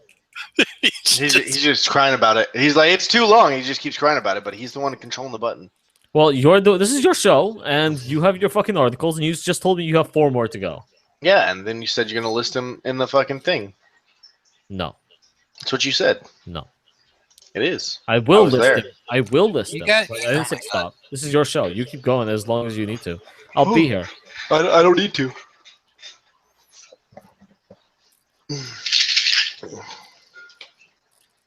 I want war with China. I don't know what Mycroft's problem is. Suck up, dick. What? No, they had this whole little. We have these stupid fucking what if games that you have to play. And my scenario was war with China. Try to I go know. over all that shit. I know. And, You want more with well, no, everyone. that's the thing is, like, my fucking armchair general numbers was a little bit shy of 3 million, and that doesn't even guarantee a pacified China, only a China willing to negotiate peace. And bombing of the industrial areas, when you look at it, would be something like a little over 100 million Chinese civilians and military people dead. It's a shit ton of people we would fucking kill. Gonna be a shit ton dick of real people. quick. Oh, I don't care about that. I'm just saying the American people, those no. numbers are big. No, I'm gonna be a dick real quick though. We're doing them a favor. We have a population density problem. Ha!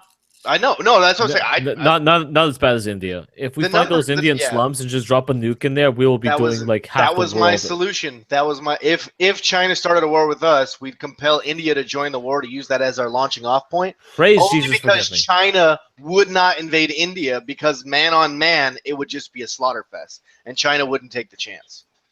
But it would also detract them from attacking our bases that are all throughout Southeast China. Do you think that you could take on all those tiny Asian people? No, not No one's man ever to going to man. watch this far in. Not man to man. Mm-mm. Not We're a lot better, but you're talking we'd have to kill like 20, 30, 20, 27 or 28 fucking Chinese for every American soldier on the ground. That's a lot of fucking people to kill without dying. That is a lot of people. Just the sheer, like the same that the Soviets did to the fucking Nazis. The Nazis were obviously superior in training and equipment, but the fucking the Soviets just had a shit ton of people to throw at them, and they just kept throwing them at them. That's why it was so fucking bloody on the Eastern Front in World War II. It'd be kind of the same concept with America and China, except China is slightly better off in that regard. Like, it's more matched between our two militaries. Okay, so that last glass that I thought was too much vodka is now empty. I'm gonna go get another one. You guys keep going. I What do I guess. say? North Korea. We could take North Korea out. My projection In is the sleep? 18 months. 18 months? I 18 project months. Canada can take North Korea in like a weekend.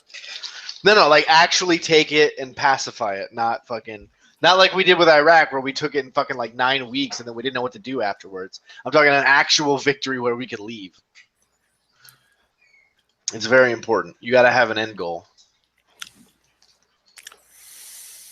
I agree. I agree with that. Fuck North Korea. I've been trying to push for that. Nobody's on board with that. A reunification of Korea. We get rid of the North Korean government. that's because they suck fucking China's dick. That's why. It's true. Well, that's what would trigger the war with China, which is why I'm okay with it. I think it's worth the risk. We should just go to war with everyone all at once. Not all at once. Well, we do North Korea and China. If we beat the shit out of China without getting, fucked up, too battered and bruised, no one's gonna fuck with us after that. They're like, oh shit, it's that America again. We'll have peace for a while after that. So I'm pretty sure Loki went to throw up. Yeah. So He said he was getting a drink. That's yeah, pretty much what that means. right. So I have a link to the other chat that he was so interested in going on to. Since they only have one slot, I was thinking about throwing him in there. Oh, I thought you would go. No, why would I go in there? I don't give a shit. I don't know. I'll throw him in there. He's the one that really wants the fucking publicity. So I mean, yeah. Well, I don't like large groups of people either way. So, like, I like Prince of Queens. I like his videos. But all those other people, I could do without. Prince of Queens channel because fucking failure kicked me out of my own channel. That's what she's saying. That's why she's on there. That's okay. Fucking YouTube took my live stream capabilities away. They just basically told me to go fuck myself. And they won't give it back either.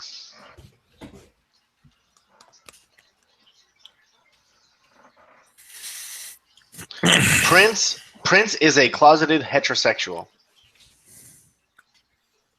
That seems like a very deep insult. I thought he was heterosexual. No. Prince of Queens? Really? Wait, who said that? There he is, Mycroft. How was the vomiting? How'd that go? The what?